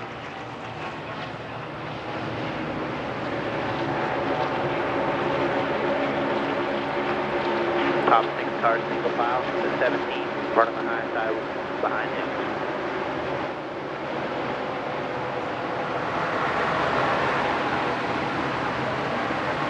I want to take another look at what just took place with Kyle Busch. What an amazing save it was and how close it was to the 88 of Dale Earnhardt Jr. This is off of Jeff Gordon's onboard. And that car was sideways, Phil. It was completely sideways, and Denny Hamlin, without some heads-up driving, probably would have taken both of those guys out, along with a number of other cars. But nice job by both Kyle and Denny Hamlin.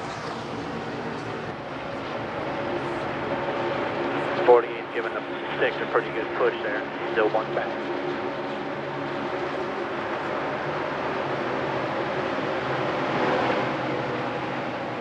Almost You're cleared by 1. He's cleared by 2.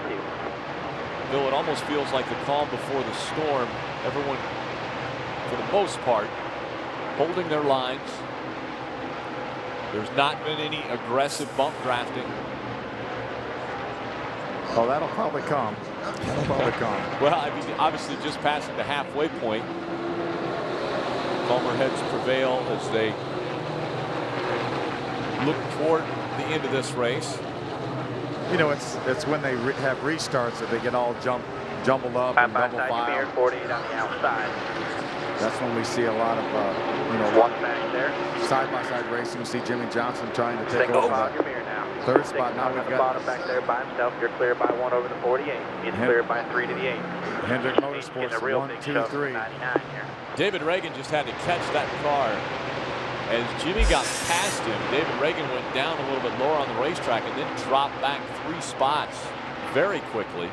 You're clear by 1, clear by 3 there. So coming out of turn 4. 48 is getting a pretty good push. 8:38 there, 5 back. Jimmy continuing to try to stay in front of that 8 as opposed to hook up to the back bumper of 24 and 88. We're not seeing the real Still clear by 3 there. He's clear by 2. suck up that we see is probably more so at Talladega than we do here at Daytona. And normally when you have two Still clear cars by 3. 48 is getting a little bit of a push from the 8 here. up front like the 24 and the 88, and then you get a group behind. You see those 3 cars coming behind the 48 and the 8 and the 38. Pretty easy for them to catch up to those front 2 cars, but it's not the case right now. I think those guys up front, Jeff and Dale Jr. are able to Still run. clear by 3. 48 is getting a pretty good shove from the 8 now. So it's making it a little bit more Clear by difficult 2. for those guys to catch them, although it looks like now that they are Clear able by to 1 there. pretty much close up to the rear bumper of Dale Jr. See Dale Jr. a little bit higher on the racetrack. Jeff Gordon stayed down low.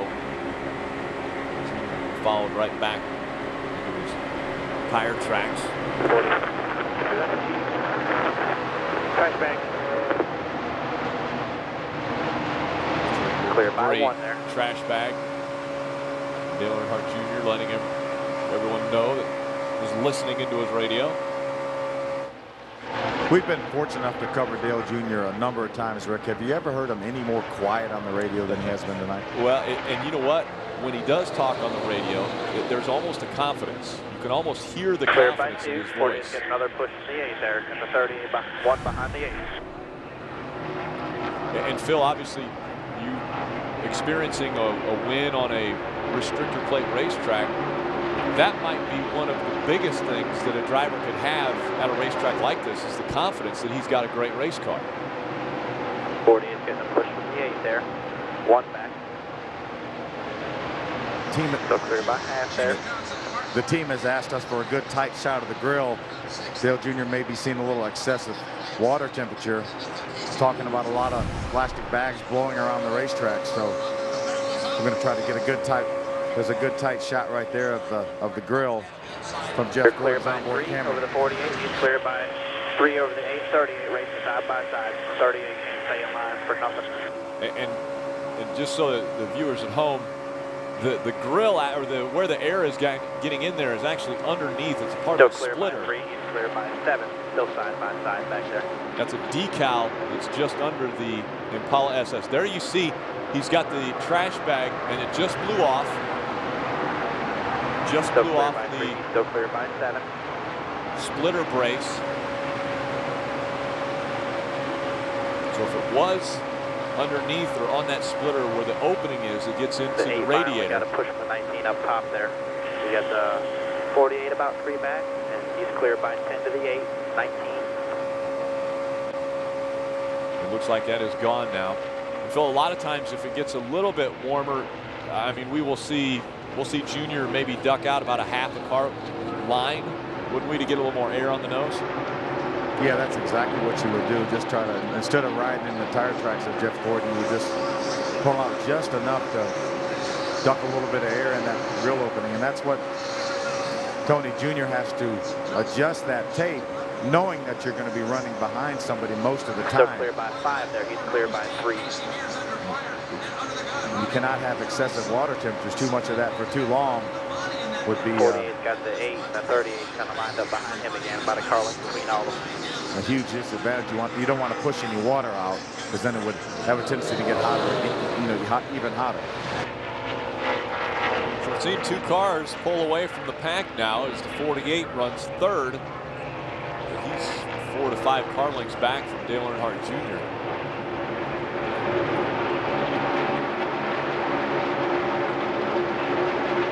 I think it's a nice byproduct that car up front right now is our teammate Jeff Gordon. But that's somewhat coincidental. We saw Dale Jr. run behind Paul Menard for a long time at the beginning of the race before he finally passed him. So it's just advantageous right now to ride the tire tracks of that car that's in front of us, which happens to be our teammate, because it looks like we're able to slightly pull away from the rest of the field. So clear by 5 over the 48, 8, 38, 19, and 9, all lined up. So you know how great I am with math, but trying to do the numbers here, it looks like we could only have one more stop until we see the checkered flag. Yeah, we pitted on lap number 73, and then we can go probably 43 to 44 laps, and if you do the math, that'll get us in our window. And you so see clear by 2 there. He's giving the 48 a little bit of a push. Dale Jr. right now is in a position where he is saving some fuel, running behind that 24 Jeff Gordon. But a lapped car up ahead here, the 84 car, slow on the bottom. More than likely, Jeff Gordon is running wide open all the way around the racetrack, so he's using the maximum amount of fuel, where Dale Jr. may be pedaling a little bit because of the draft and maybe saving a little bit of fuel. You just heard TJ Majors talk about the lap car of so clear by 1 over the 48 there. AJ Allmendinger. 48, 8, 38 lined up with you, slow car on the bottom. The racetrack they go. Gordon continuing to lead. Go side by side here there. Dale Jr. with a strong race car once again at Daytona. Clear, 2 back.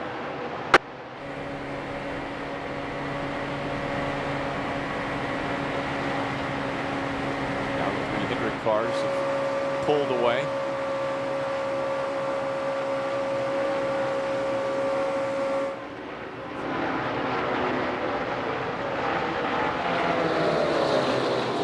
How, if you watch the RPMs, how consistent it stays almost all the way around the racetrack. So clear by 3 back there. 48, 3 back on the bottom. It's clear by 3, the 38 car. We talked about this being an interactive channel. NASCAR Hotpass, we want to hear from you. We got an email that came in from Anthony out of Reno, Nevada, asked, why is it that at Daytona handling is more of an issue than, say, at Talladega? Phil, you want to answer that? Yeah, Rick, there's a couple of reasons for that. Number one being this racetrack is just physically smaller than Talladega. This is clear by 3 there. He's clear by 2 to the 38. This is a 2.5-mile racetrack. Talladega 2.66. Talladega's banked a little bit more than this racetrack, and the radius of the corners is not as abrupt as it is at Talladega as it is here at this racetrack. Plus, it's been a long time since this racetrack was repaved. It's extremely rough. These cars bounce around a lot. Talladega was repaved a couple years ago, and it's ultra smooth. So you can combine the fact that it's bigger, Talladega's bigger, wider, less higher banks. The corners are less gradual radius or more gradual radius, and that's why its handling is not as big an issue at Talladega as it is here at Daytona. There's been times past when somebody would actually lose a cylinder, and you know how important it is to be running on 8 cylinders. And this racetrack could be so slick, especially back when we ran during the day, that somebody could actually keep up running on 7 cylinders if their car was driving good with cars that were running on 8 cylinders. Clear by 1 to the 38 miles south. Just run off the corner. Just hit them on straightaway. Thank you, Anthony. We appreciate that email. And again, if you do have an email or a question that you'd like to send us, it's hotpass@directtv.com with your name and hometown, and we will try to answer any of those questions that come to us. Again, we've got great shots coming from our Goodyear blimp. We want to thank Goodyear for the aerial coverage. It's provided by Goodyear for track-tested technology. Get there on Goodyear Innovation.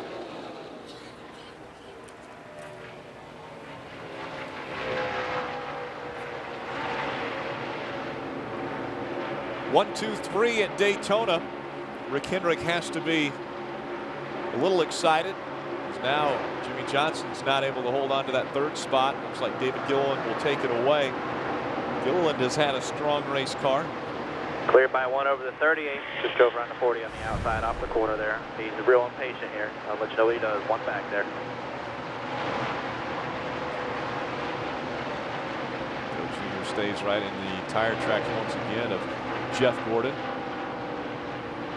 See if that 38 is able to do anything with these two Hendrick cars. He's able to get by the 48. You're cleared by 4. He's cleared by 4.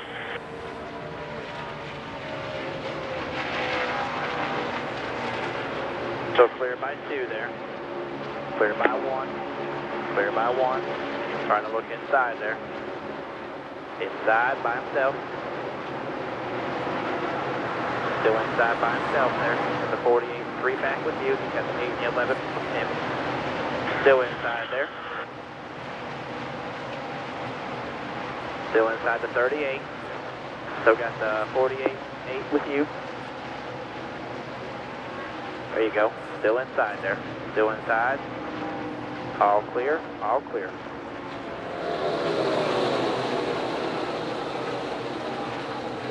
So for just a moment, go ahead, Phil.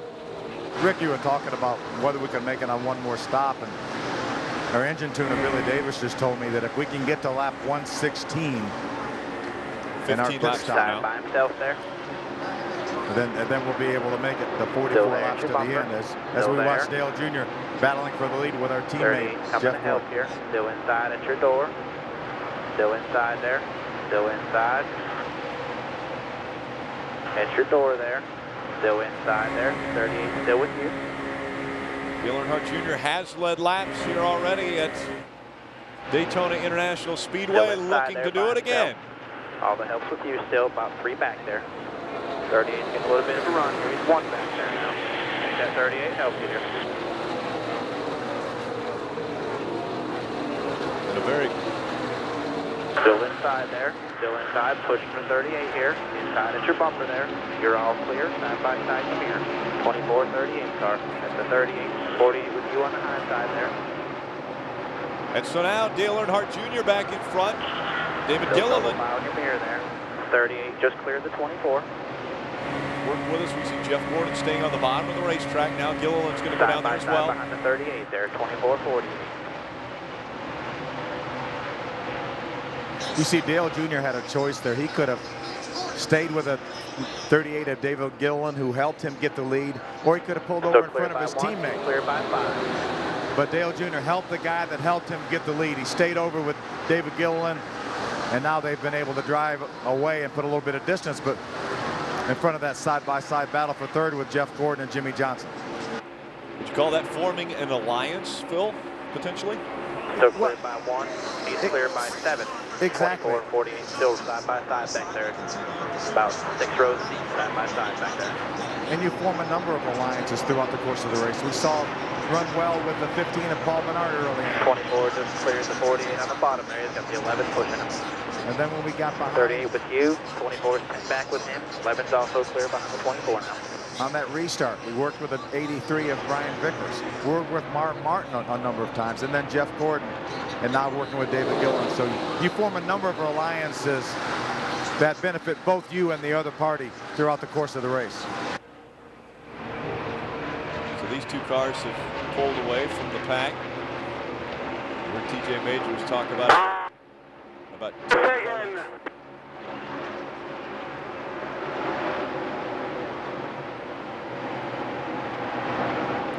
not exactly sure what I just heard on the radio there, Phil.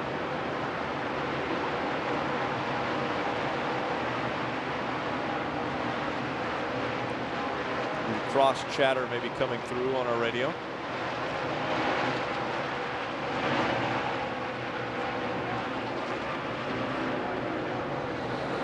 Dale Earnhardt Jr. once again at Daytona International Speedway, the mecca of motorsports.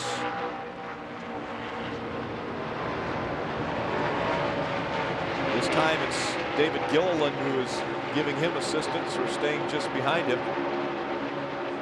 As we've completed. Yeah, 10-4. Still clear by 1, clear by 5. Just finding some guys around us. Let them know what our strategy is here when we're pitting. 10 laps from this time by, TJ. 10 laps. Yeah, take 115 on the track. Pit road 115. 115 is the strategy now. Lap 115. So that'd be 45 laps then till the end.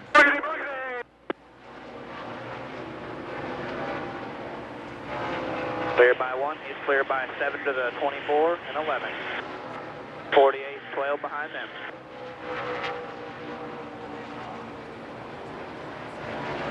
That voice you're hearing on the radio is not a part of this team. So obviously there's some bleed through coming through on the radio. We're not exactly sure if Dale Earnhardt Jr. can hear it or not. I almost think that Dale Jr. may not be able to hear it because I think Still he clear would, by 1 there. 24 still 5 back behind him. I think he would mention it if he was hearing that interference. 48 side by side behind the 24 now. It looks like Rick Hendrick's beginning to pace.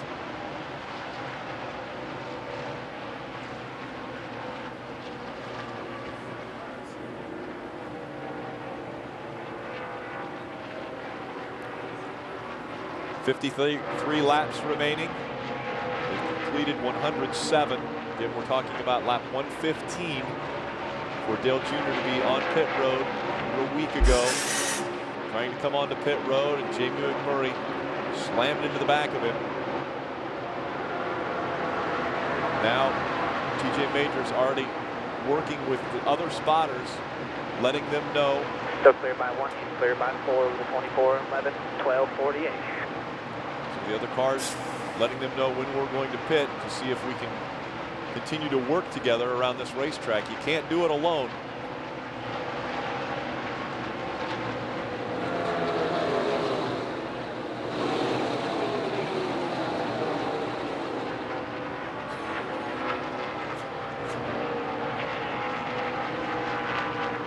Remember, just a few laps ago, it was 10 car lengths between David Gilliland and Jeff Gordon. See, that gap has gone away now. Just 3 car lengths separate second, third.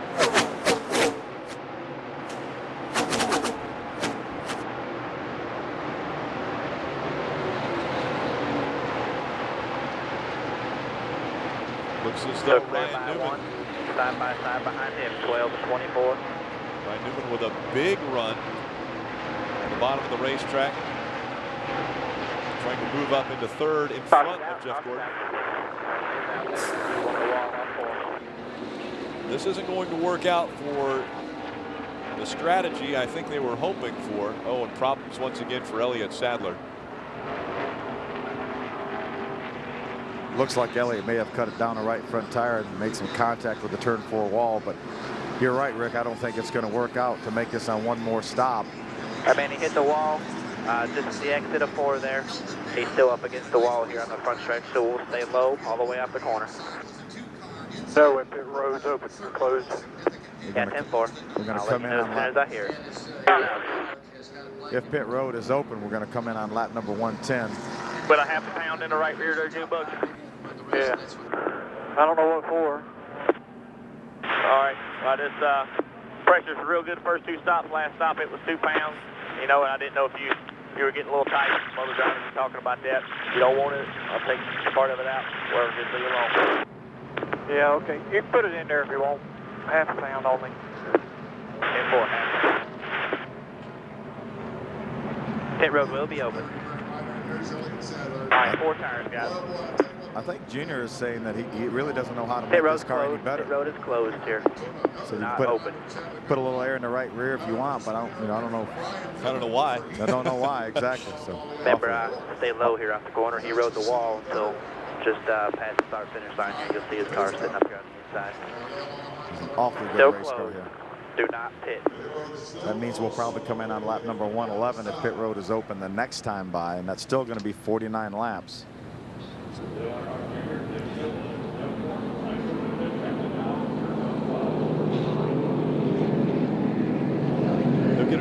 Still rode the wall high here. Came down off the wall right there. Phil, I would imagine they'll get a pretty good indication as far as fuel mileage once they fill the car up this time. That was our longest green flag run of the night. Yeah, we'll see if that duplicates what we've gotten in the past. Remember, Dale Jr. drafted throughout the majority of this run here. You know, whereas he had led some earlier in some of the other runs. But 09 is behind the wall there, Tony Jr. 09 of Sterling Marlin was pitted just in front of us, so with him being behind the wall, that won't be an issue. I think Tom Stewart and Darian Grubb, our engineers, are going to be furiously figuring out how we can stretch this fuel mileage and make it 49 laps. I think more than likely we'll see some people top off at the very end of this caution when they get one to go to try to make it, as we saw last week. The workout for Kurt Busch ended up in victory lane with some pit strategy and a little bit of rain. Michael Waltrip, J.J. Yaley finishing the top 3 last week. Again, Tony Stewart, you mentioned J.J. Yaley. Tony Stewart not feeling well.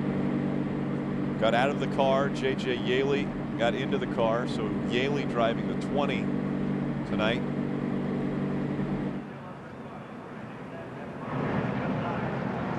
Dale Earnhardt Jr. continuing to lead laps at Daytona International Speedway, waiting to hear from TJ Majors.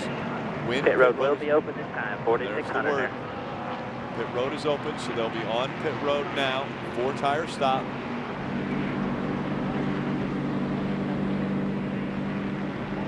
Across the start-finish line, there'll be 49 laps to go. All right, man, clear opening, clear leaving here. 4,600 at the line.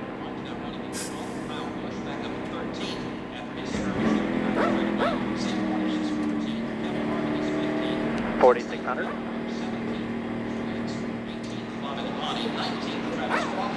All right, 10 away.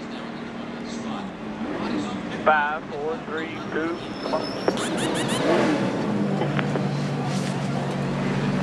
front of us, opening behind, Phil. Yeah, perfect situation with the 09 of Sterling Marlin behind the wall. Got an opening behind. Left side tires going on. Go to the grass, go to the grass. Clear all around, lap 20. 4,600, don't speed. 4,600 there, you're all clear. No pressure at all. 4,600 all clear. Another great stop. Below the yellow line there. Good job. Awesome job, guys. What a great stop for the over-the-wall crew. Leading, coming off the track and onto pit road, and leading, coming off the pit road and back onto the track.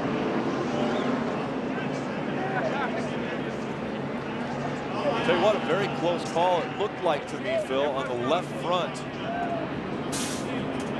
It looked like Rick Pigeon dropped the jack right as they were just hitting the last lug nut, almost before he hit that last lug nut. Say what you can. I don't think it'll be too big of an issue. I think somebody will tire for the end of the race. But just say what you can there. We've easily made that up when you're drafting, so you're aware of it.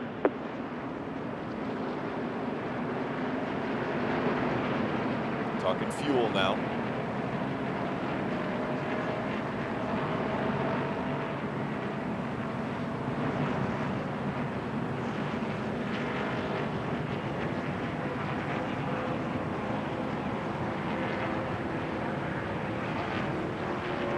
So potentially fuel mileage could come into play once again for Dale Earnhardt Jr. It seems like it's every race now, doesn't it, that fuel mileage is an issue. doing the motor deal on and off. No, that's fine. If you just coasted, you got it in high gear or something like that. You've done a better job of just doing the half throttle deal when you're in the draft and stuff. Take it back. Well. So talking about fuel conservation this time by, it'll be 48 laps remaining. We expected between 40 and 45 laps for a fuel run.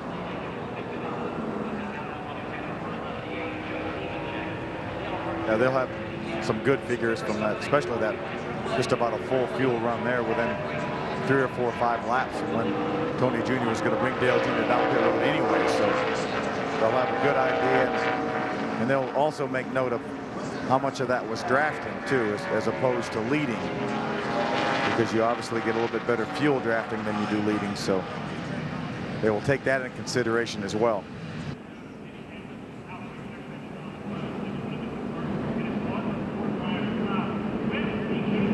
You see Dale Earnhardt Jr. scored 4th right now.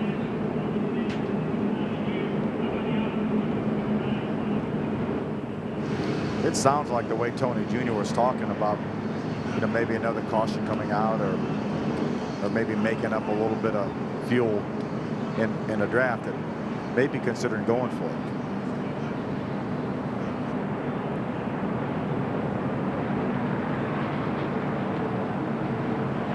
In front of us on the racetrack, at least as far as the scoring monitor goes, is the 99 of Carl Edwards, the 10 of Patrick Carpentier, the 78 of Joe Nemechek.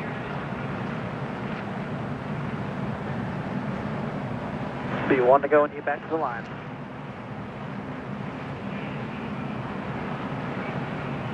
So Phil, it's actually going to be around, it'll be 46 laps when they get the green flag remaining in this race. Yeah, that's right. And I'm using a little bit of fuel right now. You don't use near as much fuel on this caution flag, idling around at about 65 or 70 miles an hour as you do when you're racing. So I'm sure Darian and Tom and Tony Jr. are all getting together now to figure out what it's going to take to make it all the way.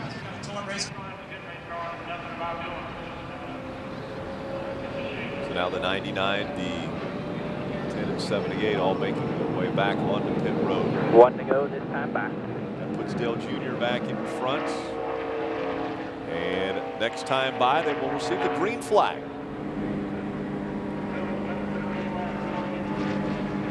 Phil, I would say things are about to heat up.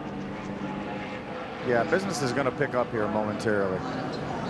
And I wonder if Dale Jr. will be content leading this race, or if he will want to get maybe behind in order to save some fuel. A number of cars came down pit road here with 1 to go to top off to try to, you know, that would leave them with 47 laps to go right now, 46 when we restart, which is just a couple caution laps more that we will have burned to fuel. So we'll have to see what Tony Jr. says. Junior's led 40 laps this evening of the Coke 0400. The most up to this point. We'll have 46 laps remaining when the green flag comes out.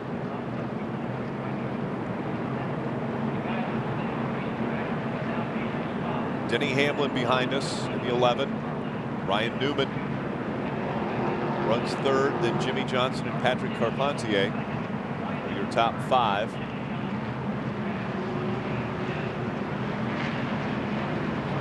The last time they went by the scoring monitor.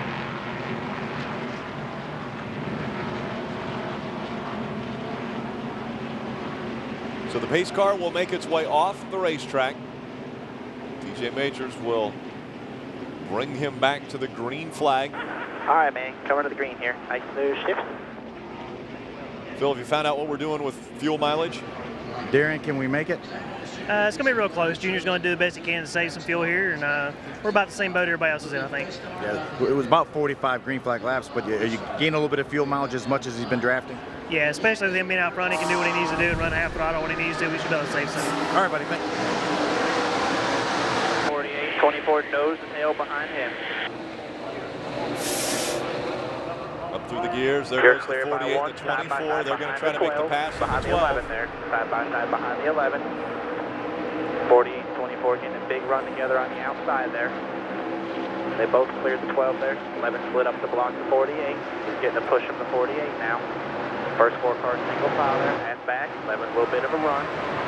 11 looking to the bottom of the racetrack. Side 48, 24 with you. 48, 24 with you. There you go.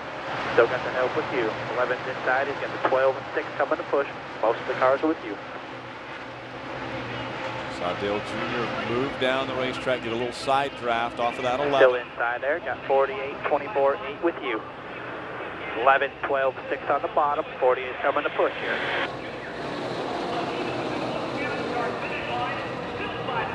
we see the 24. Still inside there. 48-24 with you. Go. 24's been strong tonight. The 48's been good, not quite as good as the 11 88 getting and the the push from 24. the 12 there. Got the 12 inside at your door. 48-2 back behind you with 24 behind him. 12, 6, 8 lined up on the bottom. Big push from the 48 here. Big push from the 48.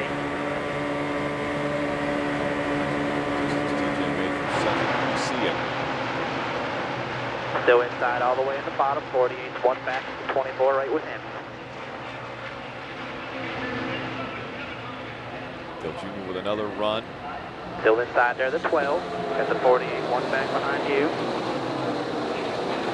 So good at side 48 traffic. coming to push here. Still inside.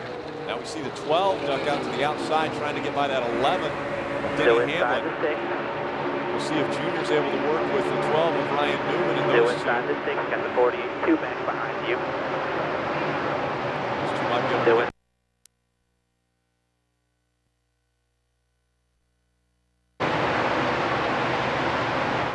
48's getting a big push to the 24 behind him.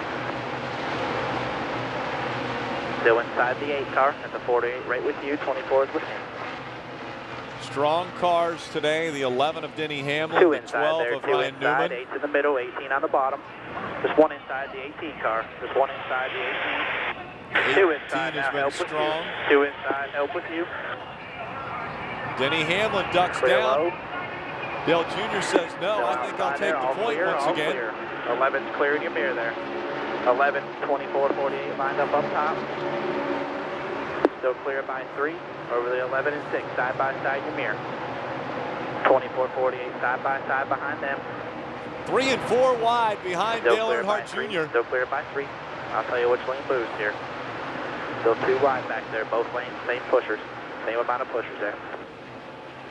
Inside line looks like it might be coming up. Still got the 6 and the 11 in your mirror. The 11 comes up a little bit of a run there, about 1 back there. He's still got the 6 inside him. 11's getting a push from the 24. 11's getting a big push from the 24 out there. 11's right with you there. Looking inside the 11.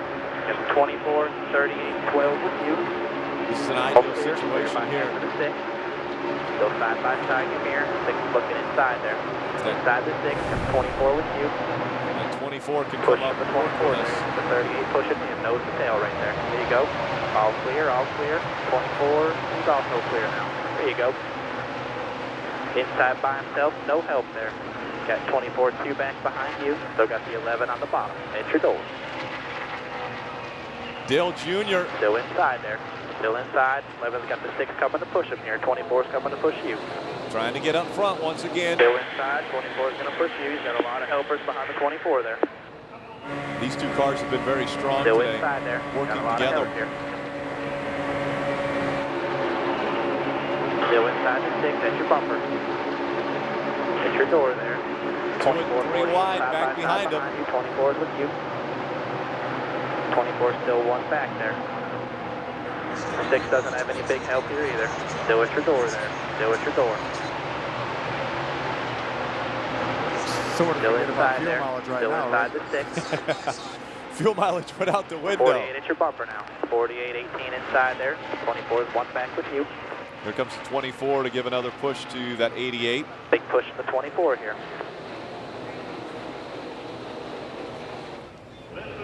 Still inside there. Still inside. Got the 48 with the 18 pushing him.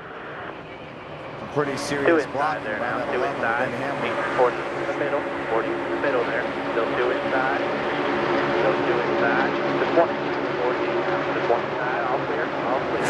40, 24. 40 comes on a little bit of a run. 24 right with him. Still back there. 6 staying up in front of 48 us. trying to look inside there. 48 with you. Side by side mirror. 24 on the bottom. Junior all the way down to the bottom to get in front Side of by that side 24. mirror. 24, 48. 48's got a big push from 38 here. 24's got the 18 pushing him on the bottom. So now Junior goes to the bottom. He's got the 24 behind him. Outside the 6. At your door. At your bumper. Still there at your bumper. Still there. Still there at your bumper. Still there at your bumper. Still outside there. Clear there. Very close. I believe we got a clear inside there. Got mine. At your bumper. Still there, clear. All clear. Dale Single Jr. file out your front mirror. once Single again. file your mirror. And 11, pulling away from 24 Denny on the bottom Hamlin. there, right with you. Single file. 11's getting a push from the 6 there now. 11's got a little bit of a run here. Right with you there. 38 laps remain from Daytona International Speedway. Under the lights on this Independence Day weekend. Jared clear by 1. He's got the 6 right with him there, giving him a push here now. 11's 1 back there. A little bit of a run here. 7 years ago, 2001. 11, 6, 24, 48, 38 with you on the bottom. 1 car length between all of you. Single file once again.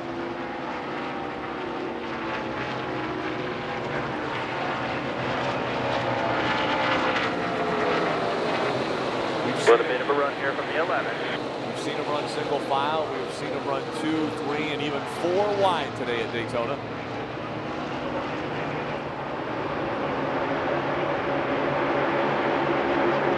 This 88 car. 11's getting a push from the 6 there. He just backed up to him there. Tremendous strength this entire race. Always able to make 11's his getting way a big back push from the 6 there. 1 back. towards the front of the field. One outside there. 6 is with you. 6 is with you. Side by side here. You're still all clear. 6, 24, 48 on the bottom there. 11 outside by himself.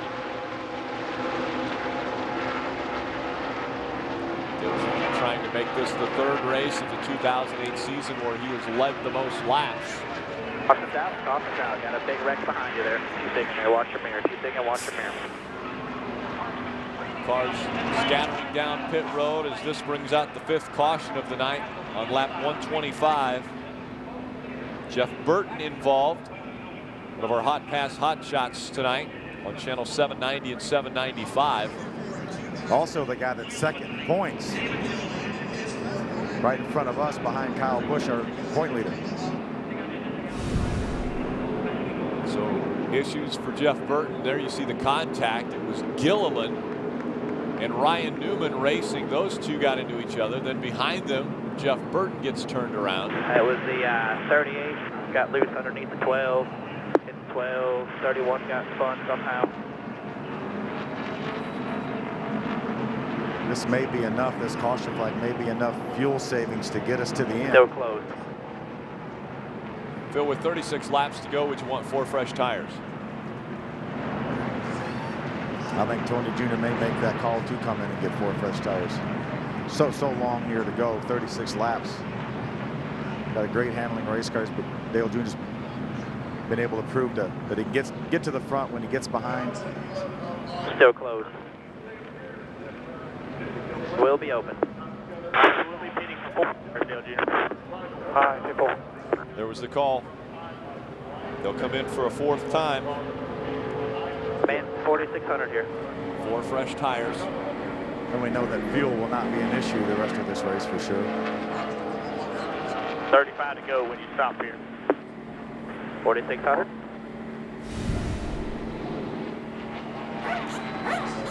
All right, 10 away. 5, 2, 3.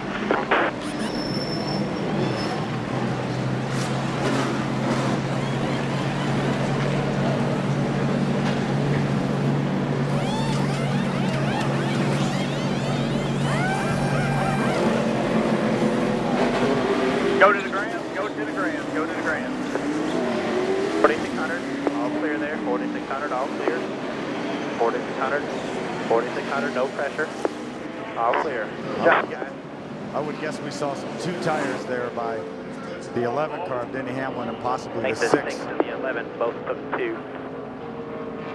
TJ made that call already. 11 of Denny Hamlin, the 6 of David Reagan, both with 2 tires. Dale Jr., the first car off of pit road with 4.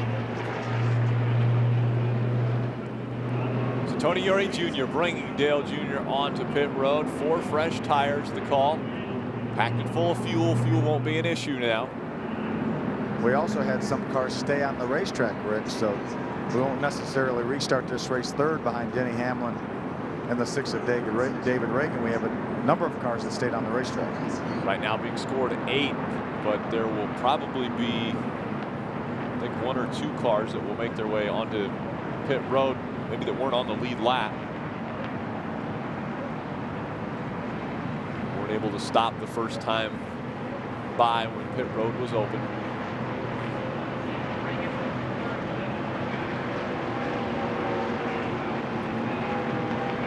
So Dale Earnhardt Jr. has, up to this point, led the most laps. Second most laps led here. were by trucks right up high there. Jeff Gordon.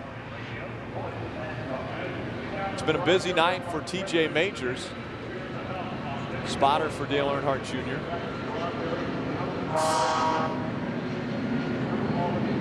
Martinsville and Lowe's were the 2 races that he was able to lead the most laps in 2008. Looking to make this the 3rd race of the 2008 season to lead the most laps.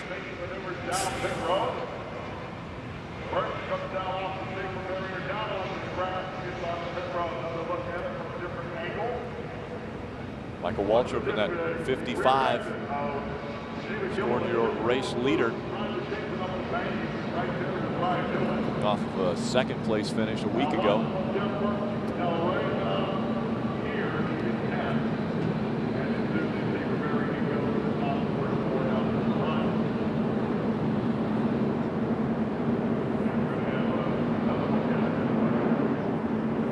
Boris said Joe Nemechek also up front. We heard a 2-tire stop from Denny Hamlin and David Reagan. I think Michael Waltrip, Boris said, Joe Nemechek were 3 of the cars that topped off on the caution before. So they had a couple extra laps of fuel than what we did. They elect to stay on the racetrack for the track position. And these caution laps will help their fuel mileage and probably get them in the window to make it without stopping. And we know that everybody that pitted on this most recent caution flag is good to go on fuel. A couple cars must have 1 to go at the line. Pulled off as we've moved up to the 6th spot. 1 to go, so there will be 32 laps of racing remaining in this one.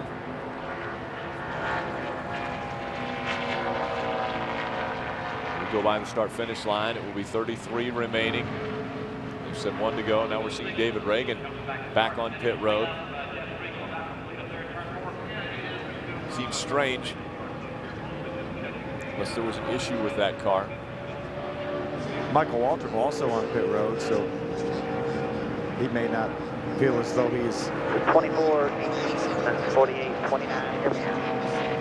He may not feel as though he has enough fuel to be comfortable to go to the end, or he wants 4 tires and he just wanted to stay out to lead and get the 5 bonus points. Phil, I think what happened with David Reagan, he came in and they were only going to do a 2-tire stop, but he slid his tires getting into his pit box. And so I'm sure he was afraid of flat spotting the left side tires that they didn't change. Yeah, so easy to flat spot that left front tire. And a lot of times in races past, we've heard Tony Jr. tell Dale Jr. when he was coming down pit road for a 2-tire change to be careful and not slide those left side tires, because it is awfully easy to flat spot them. So I'd say that's exactly why David Reagan came down pit road, because he, if not felt a little bit of vibration, they were worried that he would possibly have a flat spotted left front tire.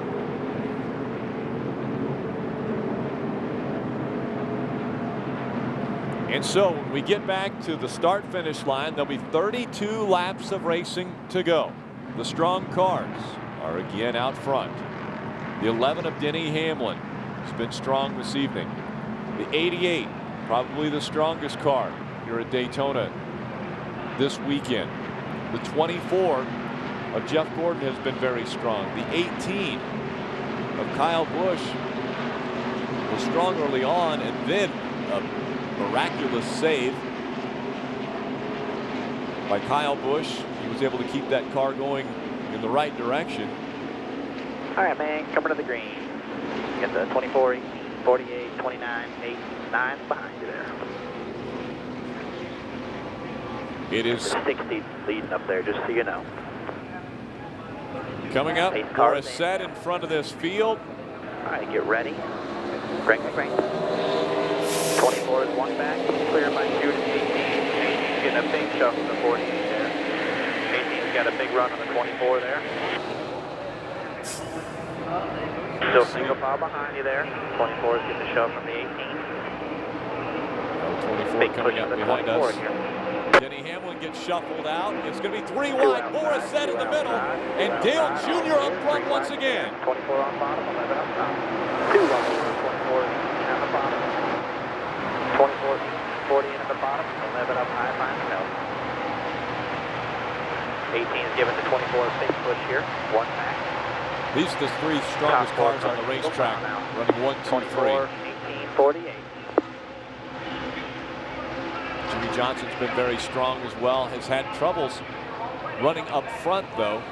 The car hasn't worked as well leading the pack as it has been able to suck up Still behind clear by 1. He's clear by 1. the fast cars up front.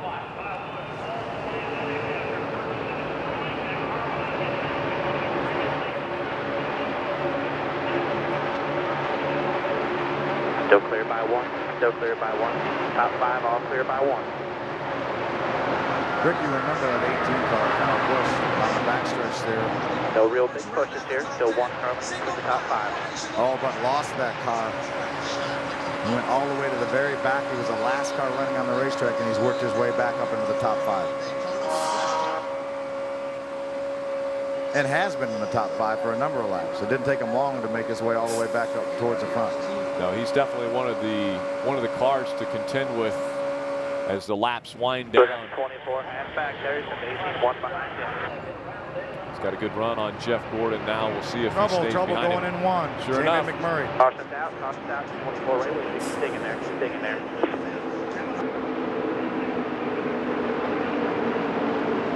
They're all clear there. Had a bend down into 1, no contact, just through the grass, back to the apron there.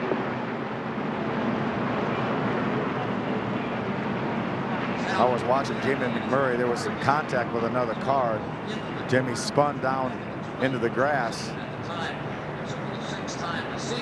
He came up on the 83 of Brian Vickers and made a little contact and went all the way down through the grass and saved that car. 44 car there. He's well back. I'll tell you when he gets to you after we get under yellow here.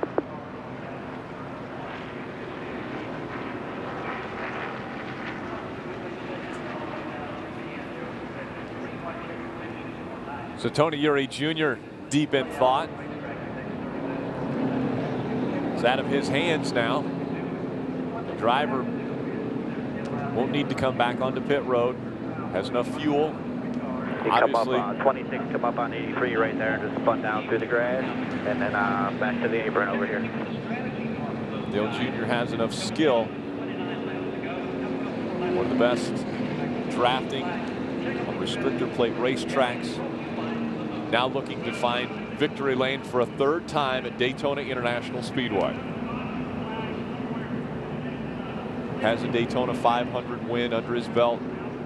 He's also won the 4th of July weekend race. It was the first win at Daytona for him in 2001. Looking to add to that tonight.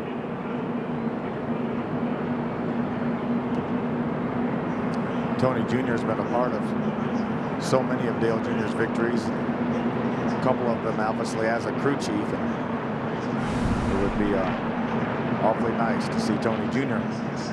go to victory lane as a winning crew chief Staying out here at Daytona. 10-4. 10-4. The road will open this time. We'll be staying out.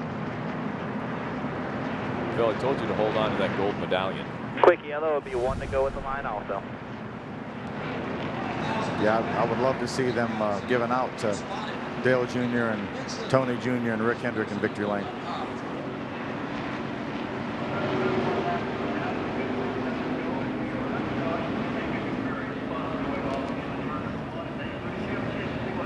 Now the team, the over-the-wall crew, Tony Uri Jr., they've got a front row seat.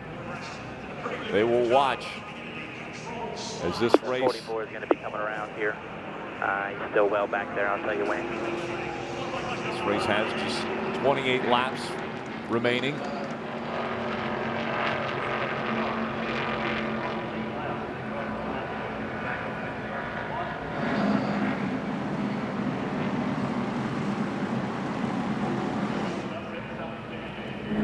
Jeff Gordon just behind us, the 18 of Kyle Busch.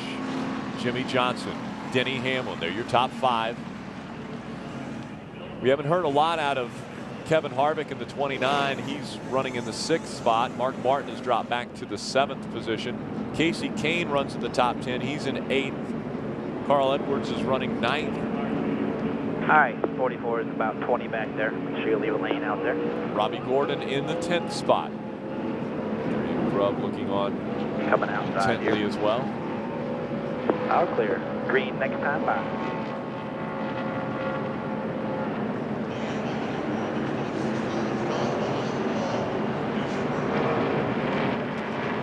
Very patriotic feel this 4th of July weekend from Daytona International Speedway. A phenomenal paint job on the National Guard Chevrolet. Call it the active combat uniform scheme. And this National Guard defending freedom, Amp Energy Chevrolet. I mean, 24, 18, 48, 11, 29, 8 in your mirror.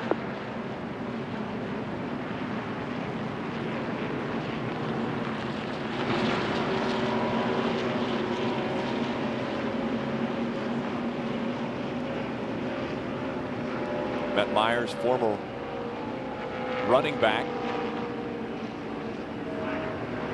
talking to some of our Armed Forces members there behind pit road. All right, man, pace cars in there. 24's laying back a little bit. Get ready. Ready. Green, green, green. Green flag back out. 27 laps. One back there. Little bit of a run. 8 pass behind him. 48 didn't want to give the 18 a push. The 18 ducks down in front. There, nose and tail. Now the 18 is going to help the 24. The 18. The nose and tail behind you there, and one back. Go right with you there.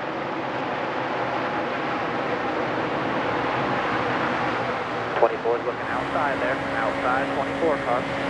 Got the 48 with you on the bottom. 48 backing up just a bit. Still outside by himself. 24 got loose on the bottom or something back there. No help with either of you there. 24 is going to have the 18 pushing him here. Outside, lined up outside there. Get you some help here. 48 still 3 back. Still outside. 48 coming with a big run in your mirror. That 48 help you there. Still lined up outside. Still outside there. Still outside. At the 48, 11 back now with you. 17 outside. Jeff Gordon gets out front of this field. Still outside, no help here. The 07 pushing the 17 up there. The 11 with you on the bottom, about 5 back, still lined up outside. Outside, getting a big push here, still outside. Big open 9.5, just one to the bottom, about 2 behind you, still lined up outside. Dale Jr. making his way on the bottom of the racetrack. Still outside there, still outside. Still lined up outside. Got the 7 on the bottom with you, about 3 back, still lined up outside. Down in front of us, that 99 Still of outside Carl the Edwards. You got the 77 pushing in, 7 with you on the bottom. 7 to 20. Behind you there, still outside on your left. Still outside there. Clear behind the 15, all clear, all clear. You finally got me Still clear outside behind line. if you need it there. No help with either of you there. Still outside at your door. At your bumper there, all clear, clear by 1. Still clear by 1. Almost 3 wide, a little contact there. Behind him, more problems. Ryan Newman gets turned around. It looks like the 11. 7 right with you. Side, 17 there. There you go. Clear low. Ryan Newman winning the Daytona 500 in February. 15 for me.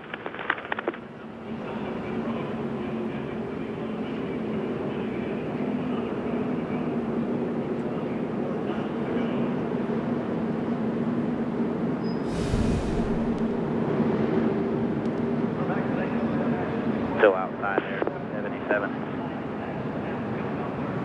The car behind Denny Hamlin got in the back of him and turned him around, and then he caught Ryan Newman as he came across the racetrack. Whoever was behind Denny Hamlin was the car that made the contact to turn him around. 88.7. So we'll line up behind the 15. Looked like it might have been the #1 car, Martin Truex. Might have been the car that made contact with Denny Hamlin. We had a close call with Carl Edwards.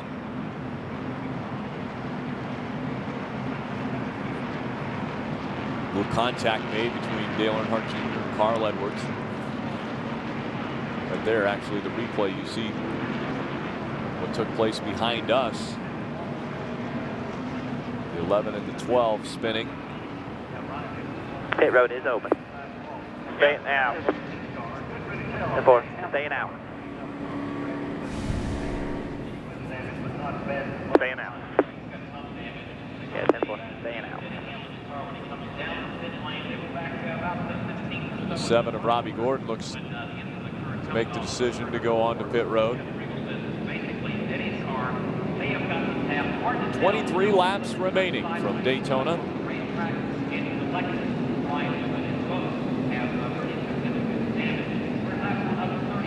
And Carl Edwards in front of us. That restart, we were shuffled back on the inside line. The outside line lined up. Pit road, you see that 48 of Jimmy Johnson. It's as though a 4-tire stop for Jimmy.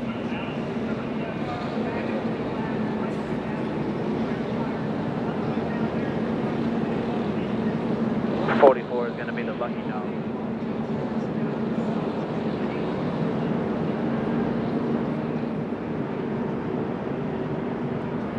So we talk about this being a very patriotic weekend. It looks as though you've got another one of our Armed Forces members with you. I certainly do. This is General Vaughn, the leader of the National Guard. And General Vaughn, I couldn't think of a better place to spend this wonderful weekend of America's birthday here at Daytona. Yeah, I agree entirely with you. You know, I know you've been walking around down there and saw my son. You know, my son, the young Marine major's down there with us.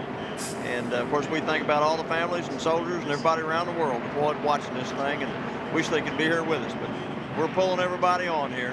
This is, you know, I kind of think I hexed Junior. You know, I went back to the hauler for a little while and I thought, boy, I hate to go back. I'll bump him out of first place. Sure enough, here we go. But this is the right place to be on this weekend. Yeah, and I know how much this means to Dale Jr., and especially this special paint scheme that he was so proud of. Yeah, there's, you know, it shows a lot of energy and a lot of caring by the team, put that together, and that paint scheme is, you know, it's all painted on. You know, it's not a wrap, and so it's very special.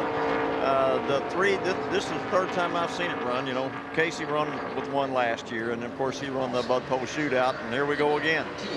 Well, let's see if we can get this thing to victory lane. Dale Jr.'s had such a strong car this weekend. Got shuffled out a little bit there, but he's proven that he can get back to the front whenever that happens. Oh yeah, he's looks to me like he's got the car, and he's got some good partners out there. He's helped everybody out there just about. So somebody owes him something, I think. Well, General Vaughn, thank you so much for what you and all your people do, and have a great weekend. Well, thanks for being part of this great team that's down here. I know that all the soldiers, sailors, and airmen, Marines appreciate everything you all do, and everybody that waves and all these youngsters. I said it's really an overwhelming thing. Thank you, sir.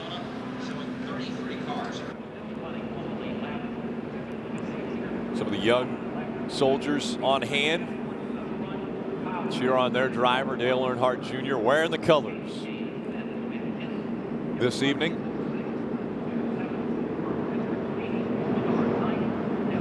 Again, the 7th caution of the night has come out. It was displayed on lap 137. What's wrong with the 48?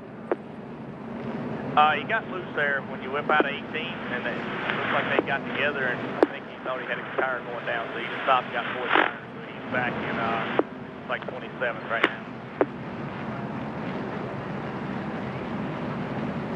Probably I just talked to Dick there. Told him to stay with you, knock the hell out of you.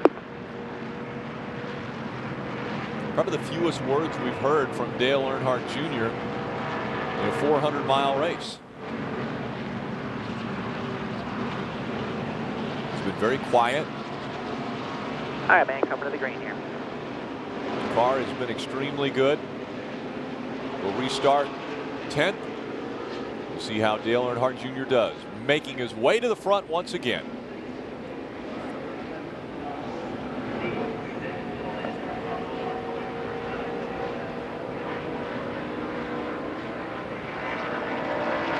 All right, pace cars in. Get ready. Ready. Crank, crank, crank. All clear in front of you there. All clear in front of you. Clear by 1 to the 77 there. 2 wide, 3 wide already on the restart. Dale Jr. decides the 15 of Paul Menard is the car he wants to follow. 2 outside, 2 outside, all clear. 26-1 with you on the bottom. 20 is also clear in your mirror now. 20 is J.J. Yaley driving the 20 tonight. Now, right on that Still clear by 1 over the 20. He's clear by 1 over the 6. Still outside of 29, got 20 with you, at your bumper. Still outside at your bumper, 20 is trying to go low there. Still outside at your bumper. Very close. Problems for J.J. Yaley. He gets slid around sideways. Now Casey Mears slides behind him. We've got a big one happening in the back. Caution is out, still 1 outside. 88, 17. 10-4. Had a big wreck over here this time. Still got 1 stopped up against the wall here, 1 stopped in the grass here. Just watch for debris here. I'll keep my eye out. That could be the end of the night for the 31 of Jeff Burton. Front end of that car heavily damaged. Good restart. Careful. That was the 5, the 31, maybe a couple others.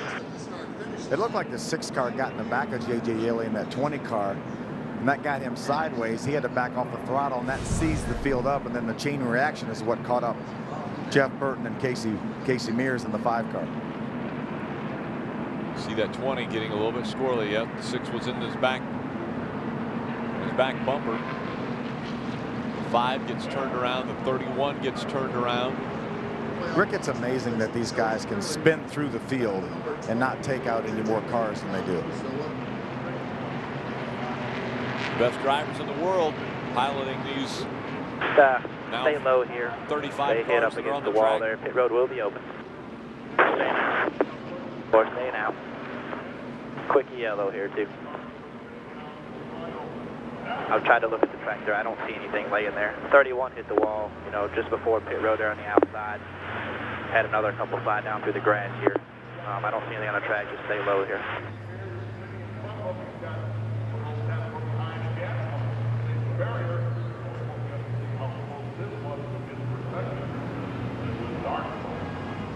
And a big points gain could be had by Dale Earnhardt Jr. as Jeff Burton was in front of him in the point standing. So Burton will drop back. We were, what, 80 points behind Jeff Burton, Rick, coming into this race? and we see on the screen now as they run, we would have moved ahead of Jeff Burton by 13 points. Yeah, we've got to get to the end too, though. And hopefully we've got a few positions to gain.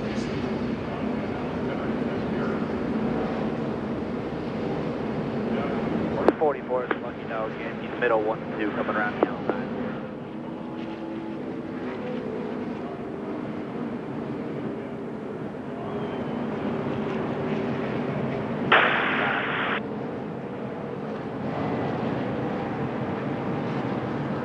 All clear.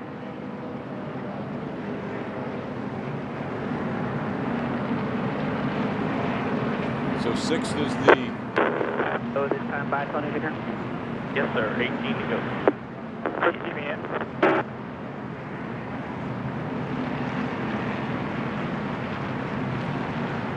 6 is the position we'll restart in. Chip, where's he at?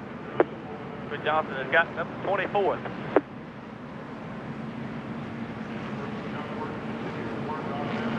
You got the 17, 29, the 6, the 99, the 1, 07, 20 in your mirror. That 20 about wrecked behind you, trying to push it there. He got real loose on the bottom there and had to correct it off the corner there. I think that's what started that wreck. Yeah, Temple. All right, 1 to go with the line.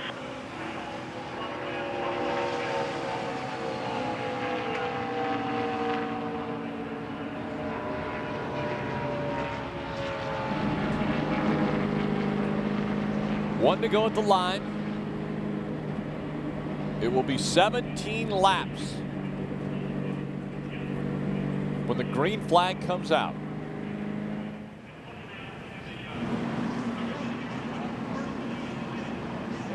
Jeff Burton was on Hotpass this evening. They have since moved to the 18 of Kyle Busch. So Jeff Burton no longer on Hotpass as they are off the racetrack. They will not continue. So those Hotpass viewers are now going to be following the 18 of Kyle Busch. Kyle right now in second. Tough break for Jeff Burton and that Richard Childress team. Didn't Jeff Burton finish in the top 15 each and every race this season? He has had a very successful start to the 2008 season. Yes, very consistent. He and Dale Jr. have had the most top 15 finishes of any drivers up to this point in the season.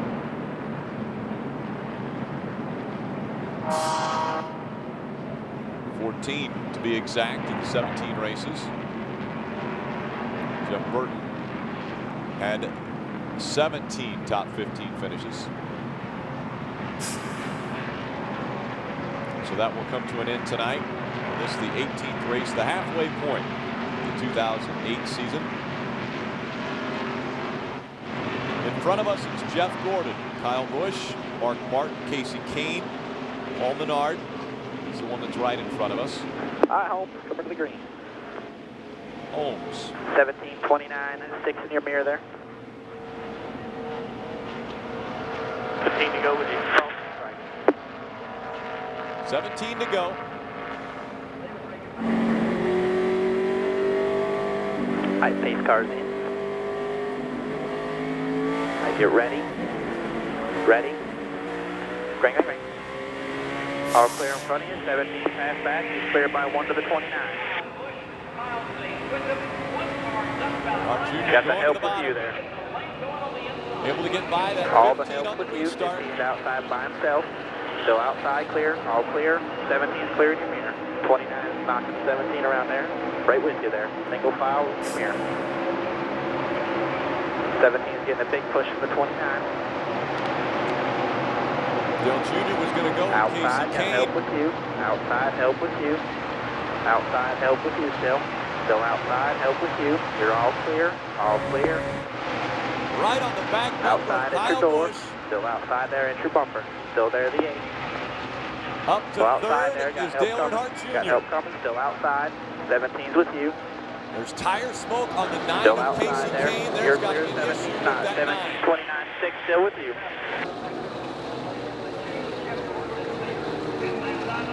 Could have been contact with Dale Earnhardt Jr.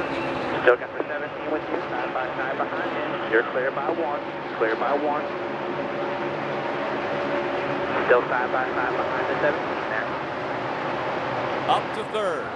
It's Jeff Gordon, Kyle Busch, 99 Dale lined up on Earnhardt the Jr. bottom there. Got the 8 hung outside by himself. Still single file with you there. Clear by 1. He's clear by 1. Bouncing around as they come out of 4.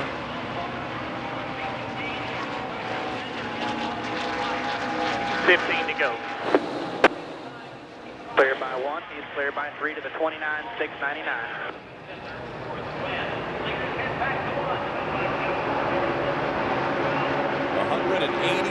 miles an hour when they enter turn 1. You're still clear by 1. He's still clear by 3.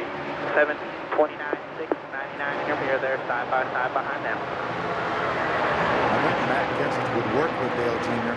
So you got two pretty good cars in front there with the 24 of Jeff Gordon and the 18 of Kyle Busch.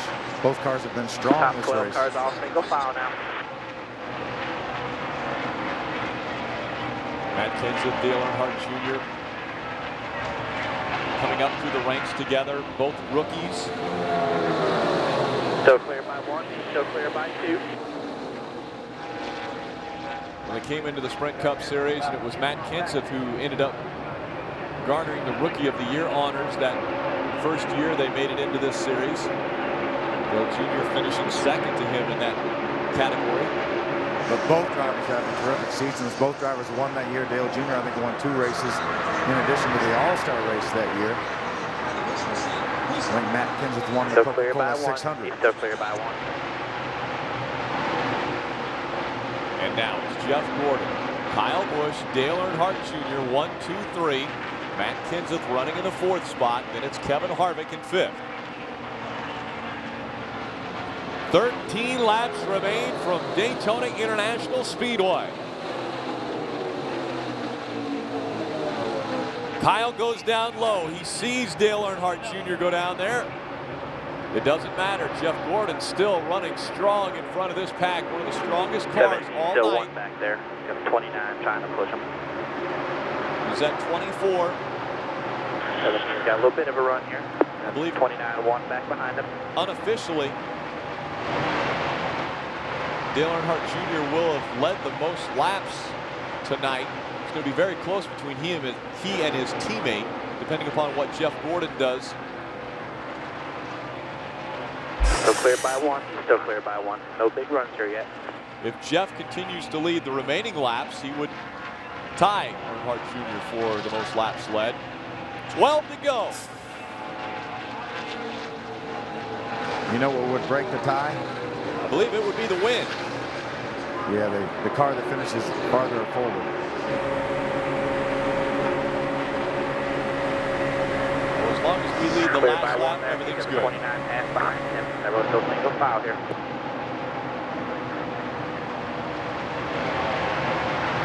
Single file. Top 6 on your screen. Then it's 2 wide behind them. 17, 29, 6 behind you there, side by side behind them. 11 to go from Daytona. Caution's out, watch the mirror there. Caution's out, watch the mirror. 17's looking outside there. You're clear low, 1 outside. Watch that safety car. 9th caution coming out. I hate to see Boris that have problems. Obviously, he's the guy that brought the caution out, but I really like the fact that we're going to have a restart because Dale Jr.'s been able to make some incredible moves on the restarts. It seems to be hard to do anything when you had those 6 cars just running in a line like that. So may have a better chance here on a restart than with those cars running single file around there. 10 to go in the second round. Dale Earnhardt Jr. to start off the 2008 season won the shootout. And that's exactly what we will have with under 10 laps of racing to go when the green flag comes back out at Daytona. It will be a shootout. About the same spot as the last 3 wrecks here on turn 4. We hit the wall just before the pit road and slid down across to the ground. About 200 yards past the edge of the pit road.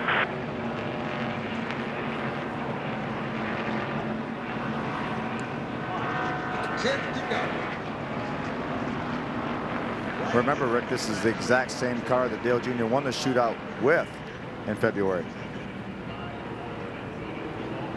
And had led 47 laps that night. Turned around and led 46 laps at Talladega in this very car.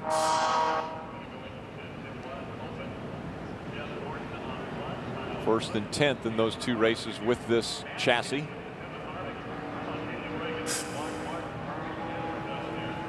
Now restarting 3rd. Kyle Busch. Still about 13 cars behind you. Kyle Busch has been a wild card.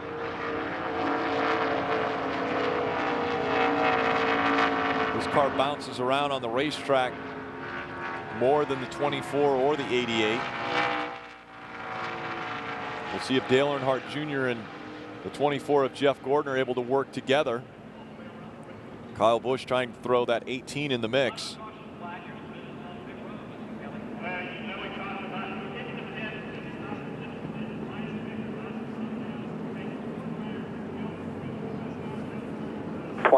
Is a lucky dog. He's just now coming off pit road. Leave a lane out there. I'll try to tell you when he gets to you.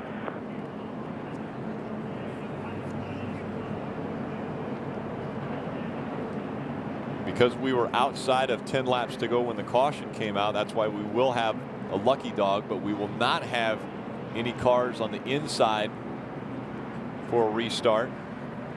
Single file restart. One to go at the line. That's the 17, 29, 6, and 8 in your mirror.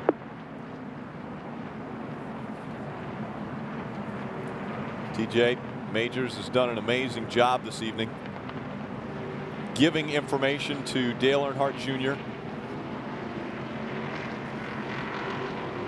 And then Dale Jr. using that information to continue to move toward the front.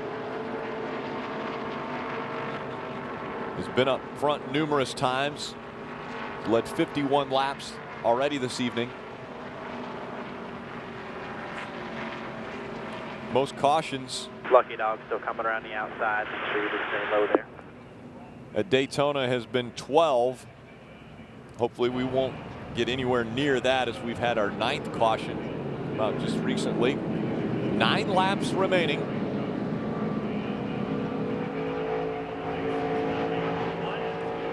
Hopefully 8. Coming up on the outside after the 26, because I will be clear to go up. Hopefully 8 laps of green flag racing here. Jimmy McMurray slid earlier today on the racetrack, brought out a caution. Now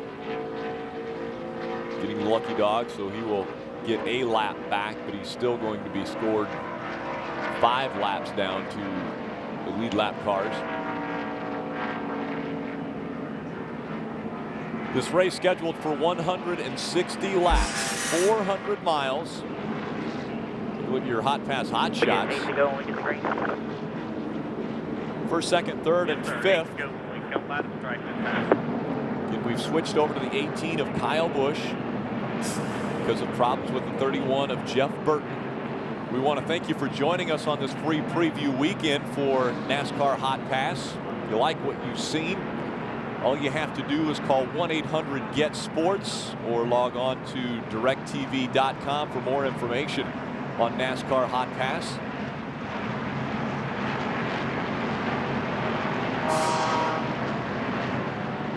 There's your information. You won't miss 1 second of the action here on Hot Pass. Seemed as though early on it took a caution for Dale Jr. to make a pass, but you saw them all here on Hot Pass. Yeah, then we need another caution then, whatever it takes. I think talk it up there, TJ. I think we're good. You just heard Tony Gurry Jr. say talk it up. The pace car will make its way off the racetrack, and here we go, the final 8 laps from Daytona. Get ready. Ready. Crank, crank, crank. 17 half back, 29, 6, giving him a push there. Still half back.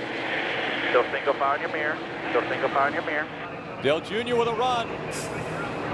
We'll see what he's able to do with it. Still single fire in your mirror there. Stays right on the bumper of the 18. 17 right with you there. He's in 29 right up under him. 17 is getting a push from the 29 here. Outside, outside. Outside, outside. Outside. Got help coming with the 8 car, so a 29 outside. You're all clear, all clear, all clear. The 8's clear in your mirror there. 899 with you. No help up top there, no help up top. Still got the 899 with you, still on your tight there. On your tight at your door. Got the 8 with you. Side by side your mirror now. Side by side your mirror. Got the 99 with you on the bottom. Still outside on your tight, 17 car. At your bumper still. Hold them there. Still at your bumper. Still at your door now. Still at your door. You've got the 8 helping. 99 with you. Carl Edwards just behind us. Still got the 99 with you there. I'm going to give you a push here. Go, push the 99. Carl has won here at Still Daytona, outside by himself. but in a truck. Still there. Get tight there. At your door. Still outside there. 99, one back there. 99's got some helpers with him. On your tight there. Still outside at your door. The 99 coming to push. Make sure he pushes you. There's the 99 Yep. giving them Push the shot. 99 there. Still outside the 7. Outside the 8. Outside the 8. One inside, one outside. One inside, one outside. Still one inside, one outside. Still one inside, one outside there. Still in the middle. Still in the middle. Still in the middle. Clear low. Clear low. One outside. Junior had to chase the car up the racetrack. Two outside. Shuffle there. back and with problems. Hit again. One outside now. One outside the 29. Outside the 07. Outside the 07 there. What a By save. himself up there. No help from behind with either of you there. Junior having to Still save outside it the once 07. again. Hole couple behind him there. Still outside there, the 07. Two's one back, coming with the run. Two's one back, coming with the run. Right with you there. Two, push from the 2 here. Push from the 2. You got the 20 trying to go to the bottom there. Inside the 20, all the way on the bottom there. The 2 and the 9 with you. There you go. 2 and the 9 with you. Junior up top. Still just one inside there. All clear. All clear. Now he's got Push 29 from in the 2 front of here. him. There you go. Push from the 2. Push from the 2. Still inside there. 2 inside there. The 2 went to the middle. 2 inside. The 2's in the middle there. 2 inside there. You got the 9 going with him. Still 2 inside there. There's 1 inside the 9. 2 inside now. 2 inside. Still 2 inside down there. 1 inside on your tight. 1 inside on your tight. 4 to go. Laps. 4 to go 1 from inside Daytona. on your tight. Got help coming with 28. 1 inside on your tight there. 28 with you on the outside. 28 with you on the outside. 1 inside is on your tight. 1 inside on your tight there. 1 inside all the way on the bottom there. 1 inside on your tight. At your door there, the 07. Now they're 3 wide. A big bump there from the 6. Push from the 28 there. Or the 28. Still 2 inside. Still 2 inside. Right behind you. 1 inside. 1 inside. 1 inside. Jimmy Johnson Toss spinning out, back toss behind out, him. 1 inside. 2 inside there now. 2 inside. Problems back behind this group. Dale Earnhardt Jr. got shuffled out. Still the 07 down there. Yeah, he's the one about turn me on the back straightaway. 10-4. Not happy with the 07 of Clint Boyer. We will have a green light checker finish. Getting nowhere here. I'm getting.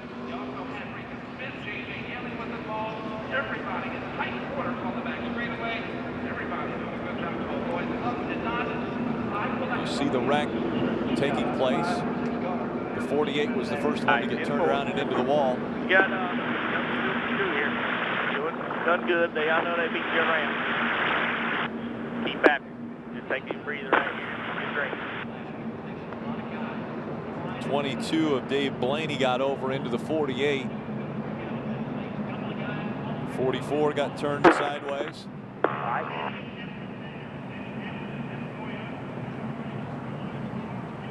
Denny Hamlin involved, J.J. Yaley in the 20 car, 15 of Paul Menard also involved. There's David Rudiman, the UPS car going through the grass.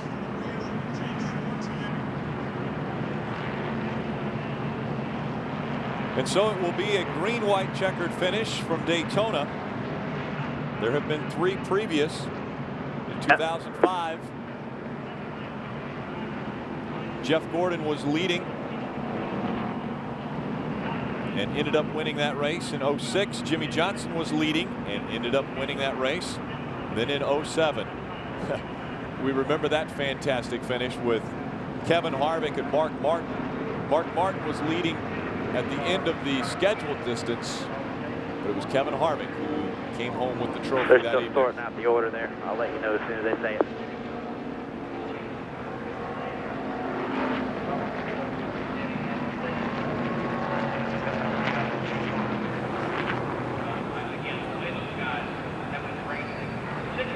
20.07's in front of you there.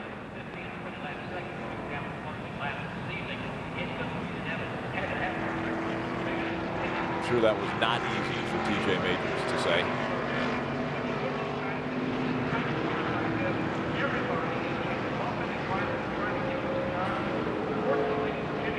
See, everybody tried to bump draft there. Dave Blaney tried to bump draft somebody, and he got run into from behind.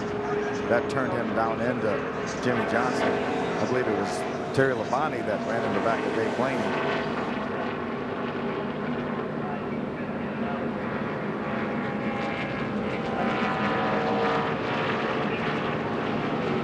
Plays of what took place. Bringing out our 10th caution.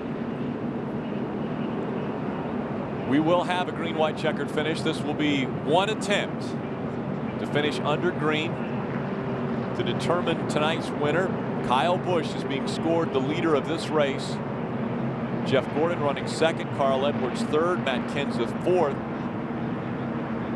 It's David Reagan, Kurt Busch, Casey Kane, Michael Waltrip, Mark Martin, Clint Boyer, and Dale Earnhardt Jr.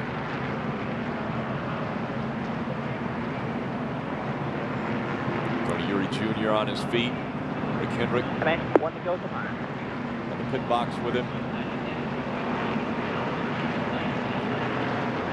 Vaughn.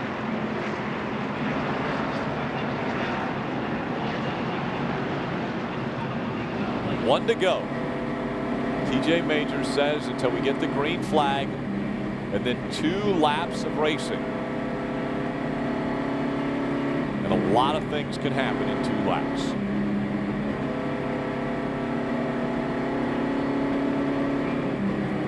Dale Jr., such a strong car all night long. Got shuffled into the center after the restart. Looks like he had a little issue trying to stay on the bottom of the racetrack. It skated up into the middle of the track, and then the lines went by him on either side until he was able to get a little assistance. At 28 of Travis Kvapil got behind him, and then from that point forward the melee happened behind him. This could be a wild 2 laps here to this green, white, checker, if we get that far.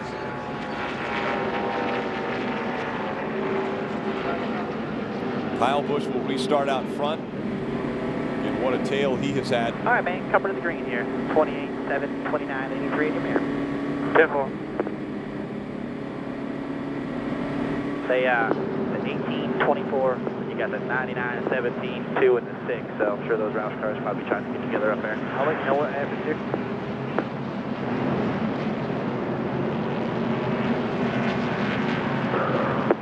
I'm trying, man. Sideways and stuff. One off behind me. Don't worry about that race number. 10-4.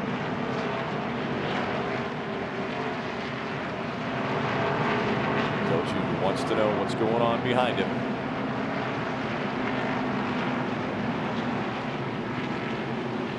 And in 2 laps, how to get to the front. We restart in 11.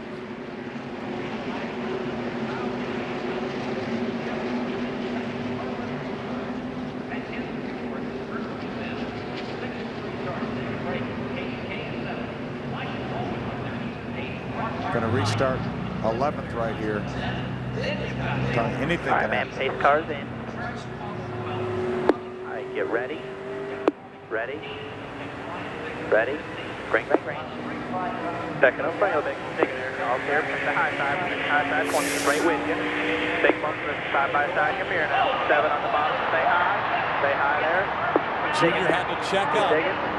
No caution here. Keep digging. No caution. Keep digging. The 24 spins. He was running second. Go. Stay with that 07 there. Still 2 outside. Just 1 outside now. Hit your door. Bumper. Clear. All clear. No caution. No caution. The 24 who was running second turned around. Now getting a big push there. Just about to get a big push. Inside. Michael Waltrip trying to make the move. Here comes Dale Jr. on the outside. He's got to run. Got help coming. The 7 with you. Inside the 8. The 7 with you. Inside the 8. 7 is with you there. Still inside there. Still inside. Still inside there. Still inside. Still inside. Got outside. One outside. Oh, one problems inside, right in front of us. David Reagan gets sideways. One inside, one outside. Stay low. He's one able to inside, stay one inside straight. still. One inside. They're wrecking behind him. One inside, one outside. A big wreck right behind us. Bottom 3 wide. Bottom 3 wide. Caution's out. Caution's out. Caution's out. Caution's out. That will end the race where they're scored on the racetrack. The 11th caution of the night comes out. It was inevitable. Did a good job, man.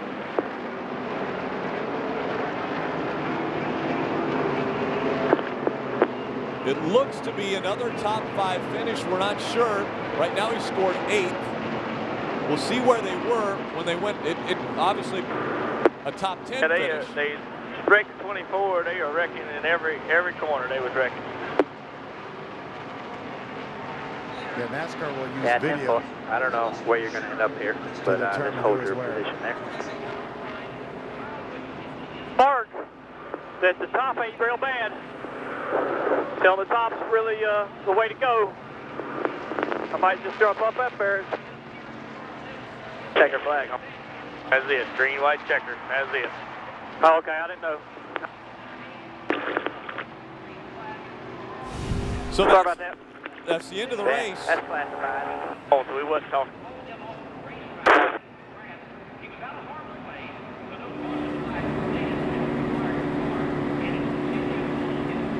We're still waiting to find out. They're saying that it was the 99 of Carl Edwards.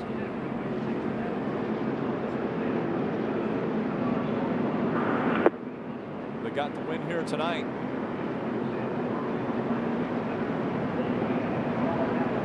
We'll wait to see as they will update the scoring monitors and let us know about this finish.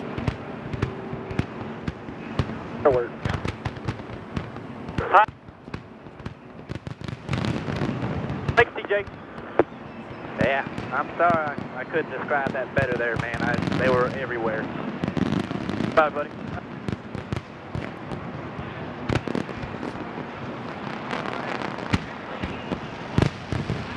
And we're hearing now they're giving the win to Kyle Busch.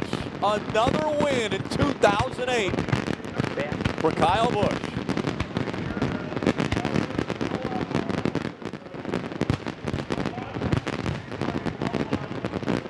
Kyle Busch coming in your points leader, and he will extend that now. Dale Jr. will move to second in the point standings. Has problems for the 31 of Jeff Burton. Relegated him to a 37th place finish. You see the donut on the right side of that National Guard Chevrolet.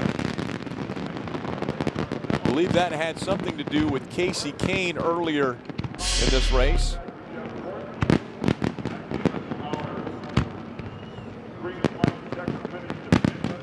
So dirtying up what is such a beautiful car. He makes his way into the garage. And unofficially, they've got him scored at 8th. But that's an unofficial mark. Junior will take the car back into the garage. Let's hear from our crew chief. Tony Jr. is so often happens with the restrictor plate racing. It's one, getting shuffled out one time and at the wrong time that really affects the outcome of the race. But nonetheless, a great car. This National Guard Chevrolet was so good, led so much of this race. And Dale Jr. did a great job. And who knows where you're going to finish? NASCAR's going to have to look at the videotape. But nonetheless, a great car again today. Yeah, I mean, we're pretty happy with that. It looks like we probably finished about 8th or 9th. And, we got second in the points. I mean, like he said, we could have been on our roof real easy there in the last 10 laps. And, it's just unfortunate that the racing comes down to that. I mean, I had a good car all night. The guys really picked it up the last part of the race. But, I don't know. We can't finish them right. We can run good in them. We just can't finish them right. But we'll be good at Talladega. we'll go home, fix this car up, and come back. It's amazing how many times he was beat around. I don't know how many times he had to save that thing where he was completely sideways, but it was a heck of a job just to get that thing to the finish. Yeah, he done really good. Proud of him. It ain't where we wanted to finish, but all in all, you got to look at it as a good points day, and you could have a tore up race car like most of these guys. So we're done good. Good job, buddy. Thank you, man. Tony Eury Jr. will make his way back into the garage. You already see the 88 in the garage. And the crew getting that ready to be put back on the hauler. Our king of the crew tonight, one of the members obviously that go over the wall, it's Rick Pigeon. What a job he did on our first pit stop. Dale Earnhardt Jr. said he slid it in a little bit too close. So look at how Rick Pigeon has to come through, and he doesn't have as much leverage. He has to turn the jack just a bit sideways.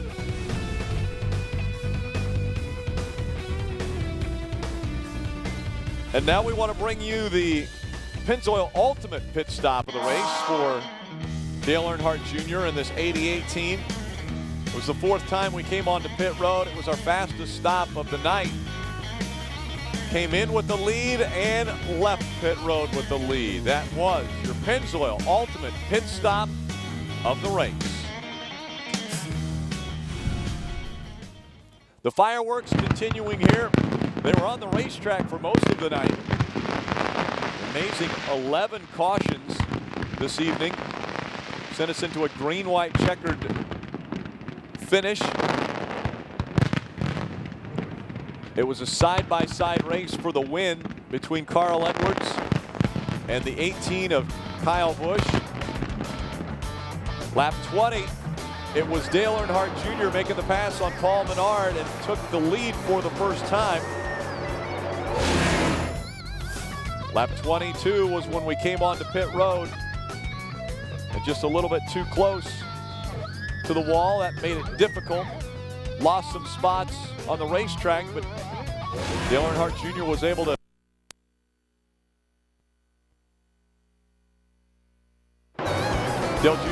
to grab it right back. Took it away from Kyle Busch. Then lap 82, Kyle Busch, an amazing save as he had a close call with the 11 of Denny Hamlin. Lap 115, Denny Hamlin tries to block. We go down low. And Dale Earnhardt Jr. back out in front of the field here at Daytona. Then 136. On the bottom of the racetrack, we fall back out of the lead. Lap 140, a problem. Casey Mears, our teammate, gets turned around, and Jeff Burton also involved.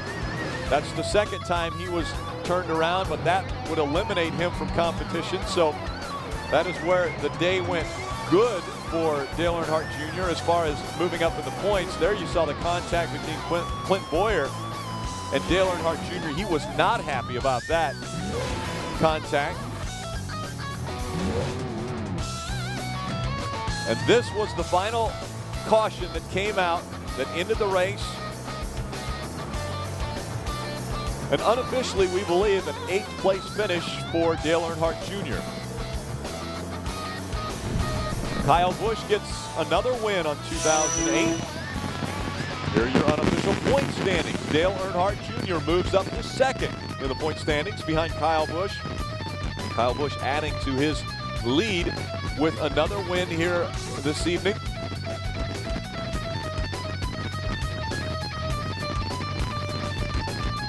Tony Stewart staying in the top 12. Tony Stewart ill this evening. He climbed out of his 20, and J.J. Yaley jumped in to finish the race for him. See our teammates, Jeff Gordon and Jimmy Johnson also in the top 12. Fireworks continuing from Daytona. There were fireworks on the track, fireworks in the air, and we hope it continues as we go to Chicagoland next week.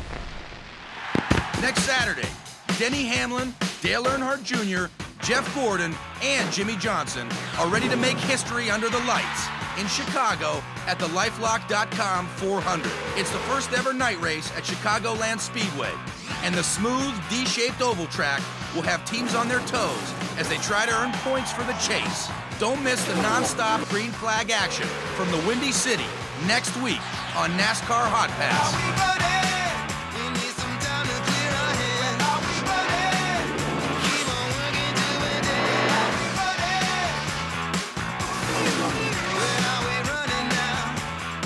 Four drivers will be highlighted in Chicago, but we want to look at one driver who had a heck of a day tonight. Let's go down to Phil, who's with our driver. Dale Jr., we just walked through the garage area, and the cars looked like you just ran Martinsville. Yeah, those last several laps, it was rough out there. And we tried to do the best we could. And, you know, Jeff got a great run on me and went to the outside, got the lead, doing what he can to win the race. That's what you got to do. I hate feeling obligated to my teammates too, so I don't blame him. But, you know, he had a good enough run to where I don't blame him for going for that. But we shuffled us back a little bit, and we tried to work our way back up to the front. We got back into third a couple times. Matt got a good run. I wasn't up on my toes there watching him, and he got a good shove and got on the outside of me.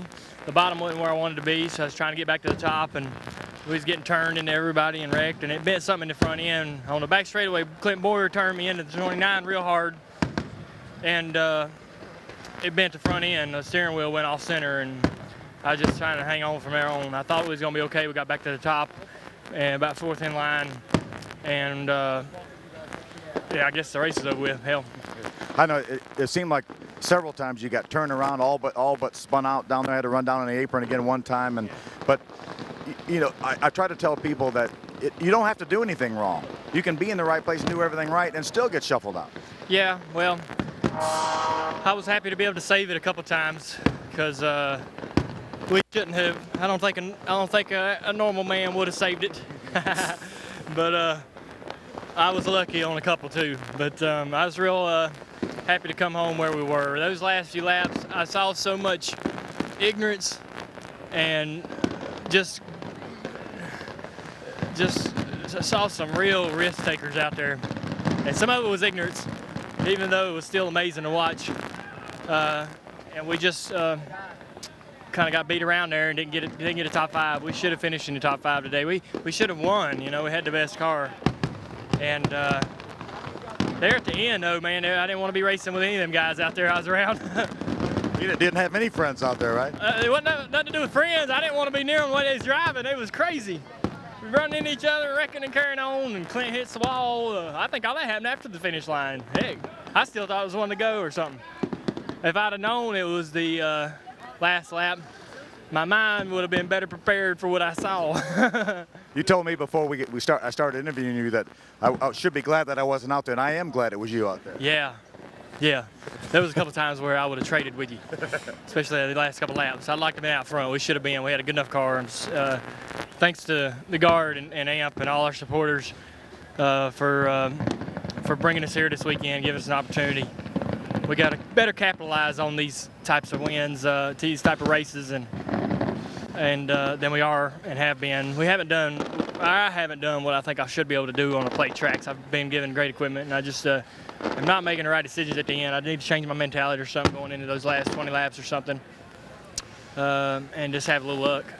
Well, we really appreciate riding along with you, and can't wait till Chicago. Been great on the mile and a half this year, too. Yeah, it's a night race, Saturday night, so everybody have another Sunday off, and we'll see you there. All right, thanks, buddy. Thank you. Thanks, everybody.